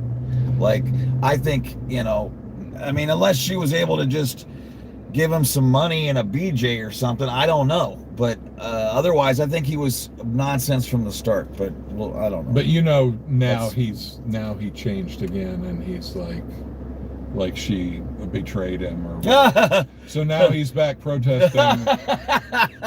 But now he fucked up because you know. Good luck. You can't just. Oh, that's funny. Protesting again? Okay. Yeah, he's out protesting La Poubelle again, supposedly, and said, "Oh yeah, she was full of shit." You know. After he got fronted up by William, that was the end of him. That to me, that was, you know, R.I.P. And I mean, right during the fucking. I mean, number one, if you're gonna meet with her, don't do it there. Like, meet her somewhere else. Be slick, dude. She's filming right behind the thing. And while he's there, and then he starts when Good is like, "What's wrong with you? Why did you?" He's like, you know, doing the metal horns and what the hell kind of response is that? Yeah. I just what? No, I don't think. Look, I don't think he's evil. I think he's weak. He seems like a nice guy, you know. He's like a softer dude, you know. He's vulnerable. She played on his vulnerability, and he definitely doesn't have the kind of energy that he should be doing that interview, which is the only reason she talked to him. Thank you, William. Yeah, I feel like it's. She got to him before that interview. Maybe he was real before that, but I think she got to him before, because there's no way it's that softball But maybe it is. Maybe I'm just being too hard on him. But his responses to Good were so ridiculous that it doesn't look like someone who cared that they would never again be taken seriously on our side. Right. You know. Yeah. Who knows? I mean, we'll never. I don't know. But I don't care. That thing is so caustic anyway. I can't follow it. It just makes me want to barf. It's like it's just so intense. You know. It's like that's just level of protesting that is just way beyond yeah, me. it's just not my department. No. You know, I've been there 2 or 3 times. I'm real happy that it's happening, but it's way beyond it's just not my thing. Yeah, I'm with you, man. It's not not hating on it, but it's not my area of expertise, Just somebody, you have to have a certain kind of, like, if I did that for a day, just honestly, I would be, or 3 hours or something I would be so miserable. Like, I would need 3 days off, just to recover from it. Not that I need peaceful protesting, but I need, like, I don't know, some semblance of calm or something. I don't know. Well, I want to protest Scientology. Yeah, and that's me. That's my thing. I don't want to protest restaurants where 99% of the patrons are not Scientologists and they have no idea what's going on. But maybe that's their point. Maybe they want to make those people know. I don't know. I never. Yeah, as long as we're getting them on our side, that's great. But it's probably trading dollar bills, is what you're saying. But if we're, I mean, if we're pissing people off, just like, hey, these assholes ruined my dinner, and that's all they really give a shit about. They're not. Right. So they're like, yeah, I don't like Scientology either, but man, I was having a nice dinner and these people are yelling, R word at me and whatever. And, I don't think that's necessarily the best PR move in the universe, But I don't really give a shit either because, yeah, I want them to be shut down. I think she's psycho. I think she, and the way she dealt with Daniel from Salem, she seems like a total narcissist. And, she was chasing that fame. I mean, if you own a restaurant in Hollywood and you have a famous actor that's there like multiple times a week, that's the dream, man. That is the dream. Because people come in for years and years and they're like, oh, I saw Donnie Masterson and all these people around the table and, It's trading dollar bills. Like you're getting someone to understand and come on our side at the same time as they're pissing someone off. Right. That's how I feel about Blue. Like for every person that comes up to me and goes, hey man, I love what you guys are doing, there's someone else that's like, even though I'm actually on your side, I really need you to shut the hell up. Yeah. I need them. And they wouldn't be playing this music if you weren't here. And the honking wouldn't be here if you weren't here. Yeah. So even though I'm on your side, you're killing me. That kind of flow. That's how I feel. I'm looking for a place with wooden poles and a place for me to get a water or something to not fall down. We might have to rethink this. I might have to do, I don't know. Maybe we need a different form of glue that, withstands heat and shit, or... Well, I'm just saying, it's just being out and doing this is rough. Oh, I see what you mean. Yeah. The heat, I'm saying. It's you do but you 2, work 3, mornings, 4 blocks. Right? Yeah, so I'm sort of screwed. Mornings don't work. I mean, sometimes I wake up super early, and I could do very early mornings for sure. I'm just gonna try to do like 2, 4 blocks, like up, down, and then rest, up, down, call it good, probably. Right. Yeah. I don't know if I can do anymore. Yeah. And it's only gonna get hotter. So how am I gonna? But then again, I'm also losing weight, and I'm gonna get stronger. So it's sort of like, what I'm doing right now. There's no way I could have done 2 months ago. Right. So, Oh man, the first times I was out live streaming at the testing center, I was getting like my Yeah, Rachel, legs they are. were sore. were. I was like, it was like I did some major workout. And I was like, what the hell? I was just like walking up and down the sidewalk for a couple hours, you know? And now I can do 5 hours of that shit and I don't feel like that. You know? Yeah. So it's really funny. It's like, oh, this is my exercise technique, you know? Like, but that's the perfect exercise when you're doing other shit and you're not trying to exercise, but you Right. happen to be exercising anyway. That's what you want. And I think it might be smart for us when we're doing this, you know, together or solo. Now that I think about it, this east-west thing at least affords us some shade. This north-south thing, we're just getting cooked. Yeah, that's a good point. Just getting cooked. But it's not like it's going to get super better if we would meet up at 5 or, you know, like, yeah, it'd be that's no a good difference. point. Yeah, I'd still be complaining like a Oh puss. yeah, it wouldn't change a damn thing. I mean, it's a little better than like dead noon, you know, what, of course, but still. I mean, at 5 o'clock with the sun setting at 8:30 or whatever at night, like you're being full in sun, you know. But